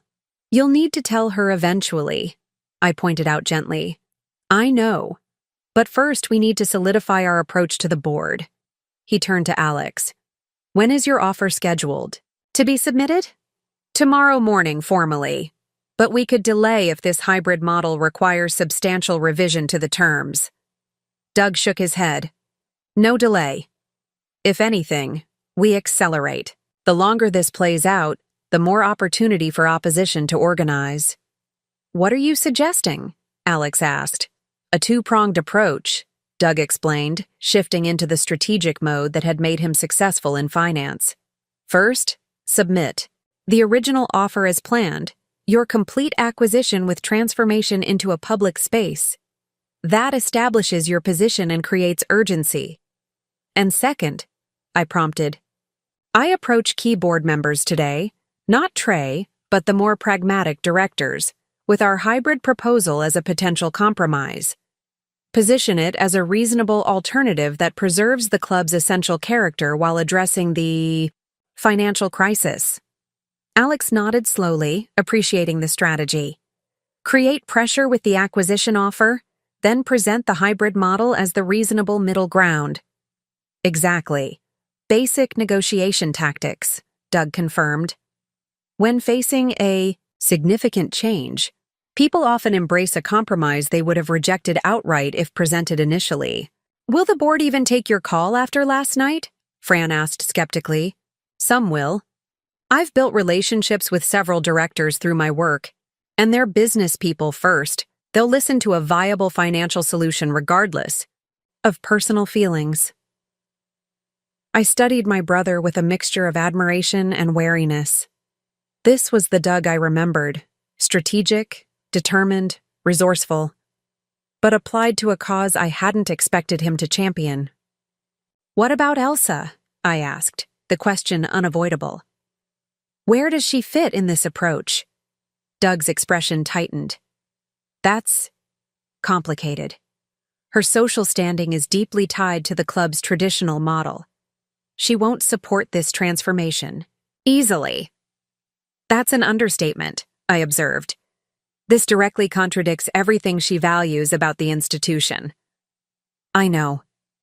He ran a hand through his hair, a gesture of genuine stress I hadn't seen him allow himself in years. But some principles are worth the personal cost. The phrase hung in the air between us, carrying weight beyond the immediate situation. For years, I had watched my brother compromise his authentic self to gain acceptance in Elsa's world. Now, faced with a direct conflict between that carefully constructed persona and his deeper values, he seemed to be choosing the latter, with all the personal consequences that might entail. We should move quickly, Alex suggested, gathering the documents. I'll take these to our legal team to incorporate the hybrid model as an alternative proposal. If you can make inroads with receptive board members today, we'll be positioned to present a unified approach by tomorrow. As Alex and Fran prepared to leave, Doug's phone buzzed again, this time with a text from Elsa that he couldn't ignore. Where are you? The membership committee is meeting at noon. Trey says it's urgent. Call me immediately. Doug showed me the message, his expression resolute despite the clear tension. The lines are being drawn. Trey's moving faster than I expected. Are you prepared for what this might cost you? I asked quietly after Fran and Alex had departed. Not just the membership, but potentially your marriage? He looked up from his phone, his expression complex. Do you remember what Dad said when I got that scholarship to Princeton? When I was worried about leaving you and him behind? The memory surfaced immediately, our father sitting on the edge of Doug's bed, his expression warm with pride and sadness. He said, the hardest choices are the ones where something valuable must be sacrificed for something essential. Doug nodded. I've spent years pursuing what seemed valuable. Maybe it's time to remember what's essential. The simple statement, echoing our father's wisdom, created a lump in my throat. This was the brother I'd missed, the one who could distinguish between superficial achievement and deeper meaning. So what's our next move? I asked, pushing aside the emotion to focus on the immediate strategy. Doug checked his watch. I make some calls to sympathetic board members before the membership committee meets. You update Horizon on our approach. We reconvene here at 3 to compare notes and adjust our strategy. And Elsa? I'll deal with Elsa, he said, his voice firm despite the apprehension in his eyes. Some conversations can only be delayed, not avoided. As he gathered his things to leave, he paused at the door. Whatever happens with the club, with Elsa, with any of it, I'm glad we're on the same side again, Marla. I've missed my sister. The simple acknowledgement, offered without pretense or calculation, was perhaps the most significant breakthrough of the morning. The first step in rebuilding a relationship that had been crumbling under the weight of different values and diverging paths. I've missed you too, I replied, the words inadequate for the complex emotions behind them. As the door closed behind him, I turned back to the apartment filled with plans and projections. Whatever happened next, something essential had already been reclaimed, a connection that ran deeper than social status or professional achievement. A reminder that some bonds, though stretched and tested, retain their fundamental strength. By 3 o'clock, dark clouds had gathered over Brooklyn, both literally and figuratively.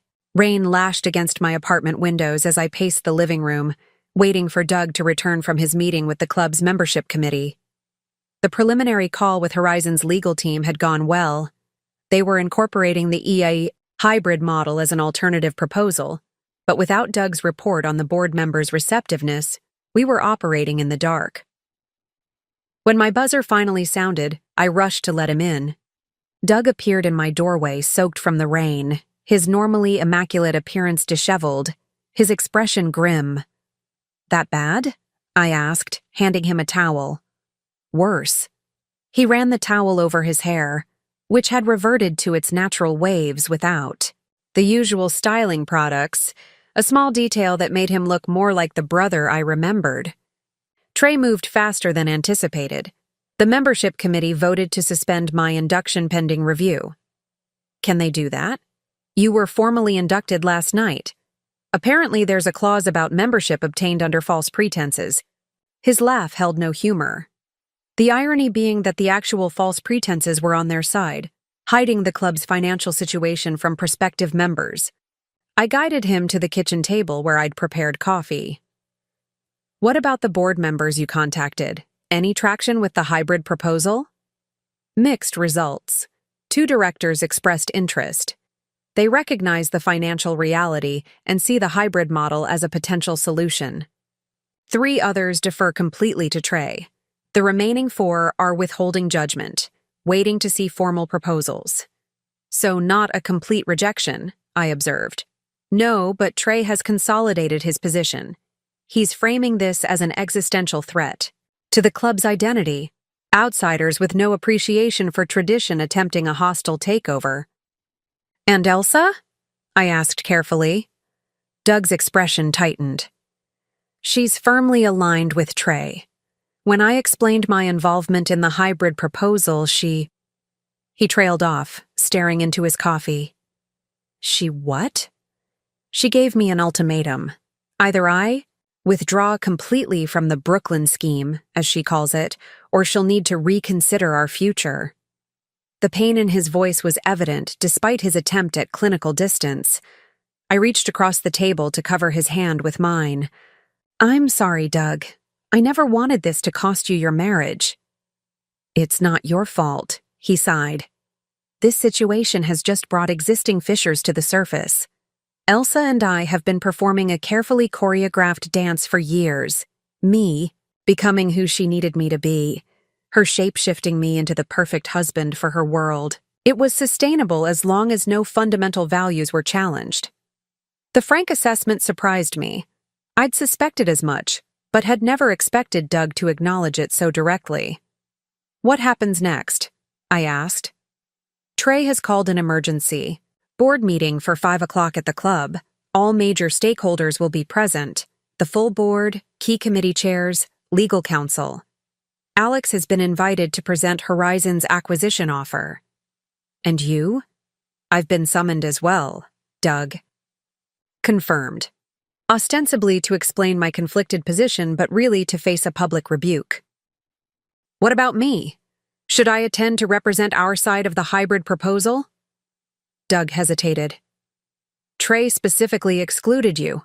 He's framing you as the hostile element in this equation. Of course he is, I muttered. The exclusion stung, but wasn't surprising. Doug checked his watch. We have 90 minutes before the meeting. Alex is bringing the finalized proposal documents to the club. I should change and prepare. He gestured ruefully at his rain-soaked clothing. I nodded, moving to my bedroom closet. I still have some of your clothes from when you stayed here after Dad died. The suit might be outdated, but it's dry. As Doug changed, I called Fran to update her on the developments. It's coming to a head faster than we expected, I explained. The board meeting at 5 will likely determine the direction of the entire project. And you're just going to let them exclude you? Fran's indignation was evident. It's your vision, your project. Doug may be your brother, but he came to this yesterday. You've been developing this concept for months. She wasn't wrong. I know, but forcing my way in might only harden their opposition. Doug and Alex can represent the hybrid model effectively. Or, Fran countered, you could remind them who actually owns the building. I paused, confused. What do you mean? The club owns the building. That's the whole point of the acquisition. Check your email, Fran instructed. I just forwarded something from our real estate attorney that you need to see immediately. I opened my laptop, finding the email with a detailed legal memorandum attached. As I skimmed the document, my heart began racing. Is this verified? I asked Fran, struggling to process the implications. Triple-checked, she confirmed. The attorney discovered it during final title review this morning. It changes everything. When Doug emerged from my bedroom in his old suit, slightly less fashionable than his current wardrobe but still presentable, he found me staring at my laptop with an expression that made him pause. What is it? He asked cautiously. The Hudson Bay Club doesn't own their building, I said slowly, still absorbing. The revelation. They haven't since 1978. That's impossible, Doug protested. The club is synonymous with that building. They've occupied it for over a century. Occupancy isn't ownership, I explained, turning the laptop so he could see the legal documents. In 1978, facing financial difficulties similar to their current situation, the club sold the building to a real estate holding company called Madison Heritage Partners. They retained a long-term lease with an option to repurchase, but they never exercised it. Doug scanned the documents, his financial acumen allowing him to quickly grasp the implications. Madison Heritage Partners. Who are they? A subsidiary of Whitmore Enterprises, I replied. Lucas Whitmore's family company. Lucas Whitmore, Doug repeated. The name sounds familiar. It should. He's the person who invited me to the gala, the invitation I showed when they tried to turn me away. Recognition dawned on Doug's face. The elderly gentleman who spoke to you briefly during cocktails? I assumed he was just being polite. He wasn't being polite. He was checking in with his tenant. I pulled up another document. Lucas Whitmore is the majority owner of the building, and according to their lease agreement, the club's failure to maintain the property constitutes a material breach that could terminate their occupancy rights entirely. Doug sank into a chair, processing this game-changing information. So Horizon isn't actually acquiring the building from the club. They need to negotiate with Whitmore Enterprises. Exactly. And Lucas Whitmore has apparently been quietly supportive of community-focused development for years. He's funded several of Horizon's past projects as a silent partner. Does Alex know this? According to Fran, he's being briefed right now, I confirmed. This completely reshapes our approach to the, board meeting. The club isn't negotiating from a position of strength. They're potentially facing eviction for lease violations. Doug's strategic mind immediately began recalibrating. This changes our leverage entirely. Instead of positioning the hybrid model as a compromise to save their club, we present it as a generous accommodation despite their lease violations. Exactly. But first, I need to confirm something. I picked up my phone and dialed a number I'd only used once before. Lucas Whitmore answered on the second ring, his voice carrying the refined cadence of old New York wealth. Marla Chen, I was wondering when you'd call. Mr. Whitmore, I replied, putting the call on speaker so Doug could hear. I believe we have matters to discuss regarding the Hudson Bay Club property. Indeed we do, he confirmed, a smile evident in his voice. I've been watching your work for several years. Your restoration of the Greenpoint Theater was particularly impressive. Thank you. I've just learned that Whitmore Enterprises owns the club building. That information wasn't disclosed during our due diligence process. An intentional omission, I'm afraid. I needed to see how events would unfold naturally. Whether the club's leadership would address their challenges ethically, or continue their pattern of concealment and mismanagement. And have you reached a conclusion? I asked. I have. Trey Caldwell and his faction are stewards of exclusivity, not of architectural heritage. They've neglected the building while clinging to outdated social hierarchies. It's time for a change, Doug. Leaned closer to the phone. Mr. Whitmore, this is Douglas Harrington, Marla's brother. Ah, the newest inductee, Lucas observed. Or perhaps not, given recent developments. Your speech during the ceremony was most interesting. You were there? Doug asked, surprised. I attend every year, though few recognize me now. Age renders one conveniently invisible in certain circles. His chuckle carried decades of observation. I was particularly interested in your comments about evolution while honoring core values. It suggested a perspective I've long hoped might emerge within the membership. We've developed a hybrid model, I explained, preserving elements of the club while opening the significant public spaces for community access. Would that approach interest Whitmore Enterprises? It aligns perfectly with my vision, Lucas confirmed. I've waited decades for the right team to implement such a transformation. The club's current financial crisis simply provided the necessary catalyst. The board is meeting at 5 to discuss Horizon's acquisition offer, Doug informed him. They don't yet know about the actual ownership structure. An oversight that should be corrected, Lucas observed mildly. Perhaps it's time I attended a board meeting. I believe my lease gives me that right, particularly when matters affecting the property are under discussion. The implications of Lucas Whitmore, the actual building owner, appearing at the emergency board meeting were significant. It would fundamentally shift the power dynamics, transforming what Trey had orchestrated as a rejection of outside influence into a confrontation with the property's true authority. Would you be willing to support the hybrid model publicly? I asked. My dear, I would be delighted to do more than that, Lucas replied. Shall we reconvene at the club at 4:45? I believe we have a rather important meeting to attend. The Hudson Bay Club's boardroom matched the institution's overall aesthetic.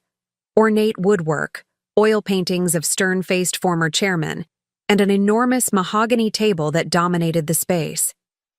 When Doug and I arrived with Lucas Whitmore precisely at 5 o'clock, the room was already filled with board members, legal counsel, and Alex representing Horizon Capital Partners. Trey Caldwell's expression upon seeing me enter, the hostile element he had specifically excluded, shifted from surprise to controlled anger. The appearance of Lucas Whitmore, however, seemed to genuinely confuse him. Mr. Whitmore, he acknowledged with forced courtesy. This is an internal club matter. I'm not sure. On the contrary, Lucas interrupted smoothly. As the owner of this building, I consider it very much my concern. A murmur rippled through the assembled board members.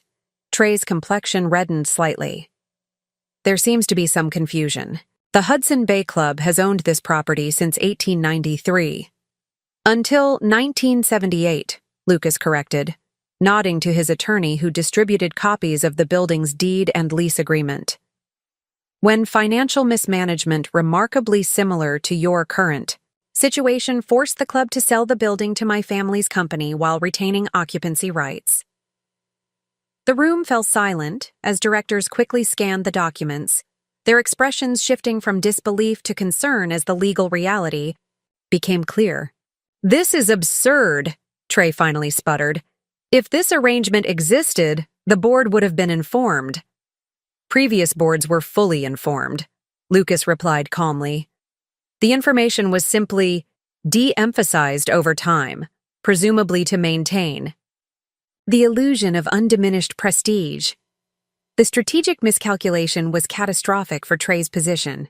He had convened this meeting to consolidate opposition to our proposal, only to discover that the club's negotiating leverage had evaporated entirely. Furthermore, Lucas continued, Section 14.2 of the lease specifies that failure to maintain the property constitutes material breach. The deferred maintenance, currently estimated at approximately $16 million, provides grounds for lease termination if not addressed. Trey's attorney whispered urgently in his ear, likely confirming the validity of Lucas's claim. The board members exchanged alarmed glances, their united front fracturing as the implications became clear. "What exactly are you suggesting, Mr. Whitmore?" asked one of the older directors, her voice steady despite the obvious tension. "I'm suggesting that we have a shared interest in preserving this architectural treasure while ensuring its sustainable future," Lucas replied. "Fortunately, Ms. Chen and her team have developed a thoughtful approach that balances preservation with evolution." He nodded to me, ceding the floor. Every eye in the room turned in my direction, including Doug's, whose subtle nod conveyed both encouragement and pride. I stepped forward, suddenly aware that this moment represented everything I'd worked toward.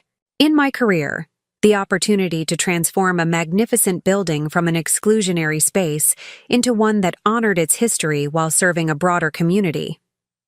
"The building deserves to be preserved," I began, my voice finding strength in conviction. "Its architectural significance extends beyond the membership. The hybrid model we're proposing maintains the club's presence while opening significant portions of the building for public use and appreciation." For the next 15 minutes, I outlined our vision. The grand ballroom transformed into a performance venue, the ground floor reopened as a public restaurant showcasing the original architectural details, the magnificent library preserved as a private club space, but with scheduled public access for architectural tours and educational programs. Most importantly, I concluded, this approach creates financial sustainability through diversified revenue streams. The club continues as a more focused entity within a broader cultural institution, maintaining its legacy while evolving for the future. When I finished, the room remained silent for several moments. Then, one of the directors, a woman who had initially expressed interest in Doug's overtures, spoke up. "This approach preserves what matters most about the club while addressing our financial reality. I believe we should consider it seriously." "Consider surrendering our autonomy?" Trey countered, attempting to rally opposition. "Diluting our exclusivity? Becoming a sideshow in our own building?" "Consider surviving," Doug interjected, his voice carrying the quiet authority he'd developed in his financial career. "The alternative isn't maintaining the status quo, Trey. It's lease termination and complete displacement." Lucas nodded agreement. "I've been patient for decades, hoping the club would evolve naturally. That patience has limits. Ms. Chen's proposal represents the best opportunity to honor this building's heritage while securing its future." The strategic dynamics had shifted completely. What had begun as Trey's show of force against outside influence had transformed into a negotiation for the club's very survival. Several directors who had arrived prepared to reject any change now sat quietly calculating the new reality. "I propose we put Ms. Chen's hybrid model to a formal vote," suggested one of the directors who had initially expressed interest to Doug. "After appropriate review of the details, of course." "Seconded," added another, clearly recognizing which. Way the wind was blowing, Trey's face had settled into a mask of rigid control, his position crumbling before his eyes. "This isn't over," he muttered, just loudly enough for me to hear as the meeting adjourned with plans to reconvene after a thorough review of the proposal. I caught Doug's eye across the room, exchanging a look that acknowledged both our professional victory and the personal reconciliation it had unexpectedly facilitated. Whatever happened next, the transformation of the Hudson Bay Club and of our relationship had been set in motion. 3 weeks later, on a crisp autumn afternoon, I stood in the Hudson Bay Club's grand ballroom watching as workers carefully removed protective coverings from the restored ceiling mural. Scaffolding still dominated portions of the space, but already the room was reawakening. Light streaming through cleaned windows, the original parquet floor emerging from beneath decades of wax and grime, the ornate plasterwork repaired by skilled artisans. "It's coming together beautifully," observed Lucas Whitmore, who had taken to visiting the renovation site regularly. At 84, he moved slowly with the aid of a cane, but his mind remained sharp and his enthusiasm for the project infectious. "The acoustics are even better than we hoped," I replied.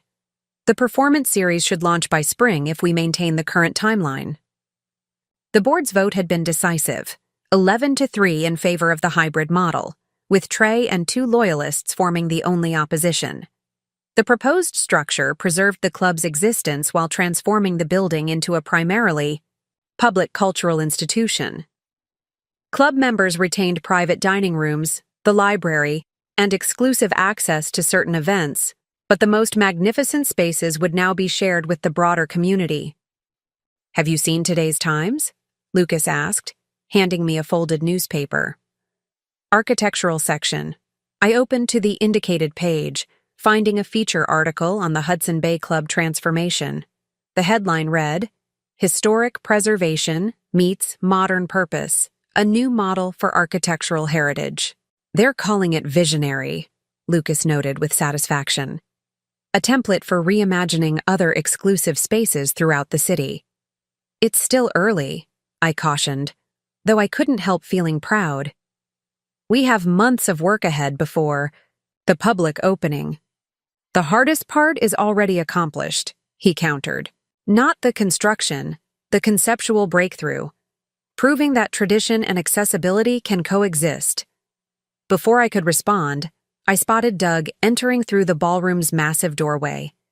Since the board vote, he had been actively involved in the transition, using his financial expertise to structure the new membership model while helping navigate the club's complex social dynamics. "Sorry I'm late," he said, joining us. "Meeting with the membership committee ran long. They're actually embracing the change better than expected. 17 former members have already reapplied under the new structure." "And Trey?" I asked. Doug's expression turned wry. "Resigned his membership in protest. Though I suspect it's less about principle and more about avoiding accountability for the financial mismanagement." "And Elsa?" I ventured cautiously. A shadow crossed his face. "We're negotiating. She's not thrilled with my involvement in the transformation, but we're talking. Actually talking, not just performing the roles we've played for years." The revelation that Whitmore Enterprises owned the building had created more than just a shift in the club's trajectory. It had catalyzed personal reckonings throughout the institution. Doug's marriage was undergoing its own renovation, stripping away facades to determine what foundation remained. "Speaking of negotiations," Lucas interjected, "I've been considering the Brooklyn building in your portfolio. The Art Deco renovation. I'd be interested in discussing potential investment." I glanced at him in surprise. "That project is struggling with remediation costs. It's hardly an obvious investment opportunity." Lucas smiled, the expression crinkling the corners of his eyes. "I've never been interested in obvious opportunities, my dear. Only in vision worth supporting. You clearly have that in abundance." 6. Months later, I stood on the rooftop garden of the newly renamed Hudson Bay Cultural Center, watching as the city lights began twinkling in the early evening darkness. The grand opening gala was underway in the ballroom below, a deliberate echo of the event that had catalyzed this transformation half a year earlier, but with one significant difference. The guest list included not just former club members but community leaders, arts patrons, preservation activists, and neighborhood residents. The building had been reborn. The limestone facade gleamed after meticulous restoration. The grand public spaces had been returned to their original glory while incorporating modern amenities. The private club areas operated with renewed purpose and a more diverse membership. What had once been an emblem of exclusivity now served as a model for how historic spaces could honor their past while embracing a more inclusive future. "Hiding from your own triumph?" Doug asked, joining me on the rooftop with 2 champagne flutes in hand. I accepted one with a smile. "Just taking a moment to appreciate it. Hard to believe how much has changed since the last gala here." "In the building or between us?" he asked, leaning against the stone balustrade beside me. "Both." We stood in companionable silence, sipping champagne and looking out at the city skyline. Doug had changed in subtle but significant ways over the past months. His wardrobe remained impeccable but had relaxed slightly. Less rigid conformity to the unwritten rules of his former social circle, more personal expression. He'd let his hair return to its natural waves. Most notably, the constant tension he'd carried for years, the vigilant self-monitoring of someone always performing for acceptance, had eased. "Elsa's downstairs," he said eventually. She decided to attend after all. This surprised me. Elsa had been conspicuously absent from all events related to the building's transformation. "That's unexpected." "We've reached a kind of equilibrium," Doug explained. "Not what we had before, but something more authentic in its way. She's admitted she's impressed with the result, even if she still disagrees with the concept." "And Trey?" "Still nursing his wounded pride in Florida. He bought a membership in some exclusive golf club where he can complain about the decline of civilization to a sympathetic audience." Doug's smile held a hint of the mischievous brother I remembered from childhood. "Though I heard 3 other former board members have applied for membership in our new model." "Progress comes in unexpected forms," I observed. "Speaking of progress," Doug continued, "I hear the Brooklyn restoration is back on track with Whitmore's investment." I nodded. "The remediation is complete. We're starting interior work next month." "And Lucas is involved in both projects now?" "He says he's funding his own legacy, proving that beautiful spaces can be both preserved and democratized." Below us, the sounds of the celebration drifted up. Music, laughter, the ambient hum of a diverse gathering. What once had been a hushed, exclusive enclave now pulsed with vibrant energy. "I never thanked you properly," Doug said suddenly. "For what?" "For not giving up on me. For forcing me to confront the contradictions I'd been living with. For reminding me of who I really am beneath all the adaptations." I turned to study my brother's face, familiar yet changed, like the building we stood upon. "And who is that person? The real Douglas Harrington?" His smile was genuine, reaching his eyes in a way I hadn't seen in years. "Still figuring that out. But for the first time in a long time, I'm not trying to be someone else's version of myself." We clinked, our glasses together in a quiet toast. Below us, a building that had once stood for exclusivity now welcomed a diverse cross-section of the city. Beside me, a brother who had once drifted away in pursuit of acceptance had found his way back to authenticity. Some transformations happen in grand public gestures, like converting a private club into a cultural center. Others unfold more quietly, in conversations on rooftop gardens, in rediscovered connections, in the courage to say, "You don't belong here," to the false self we've created.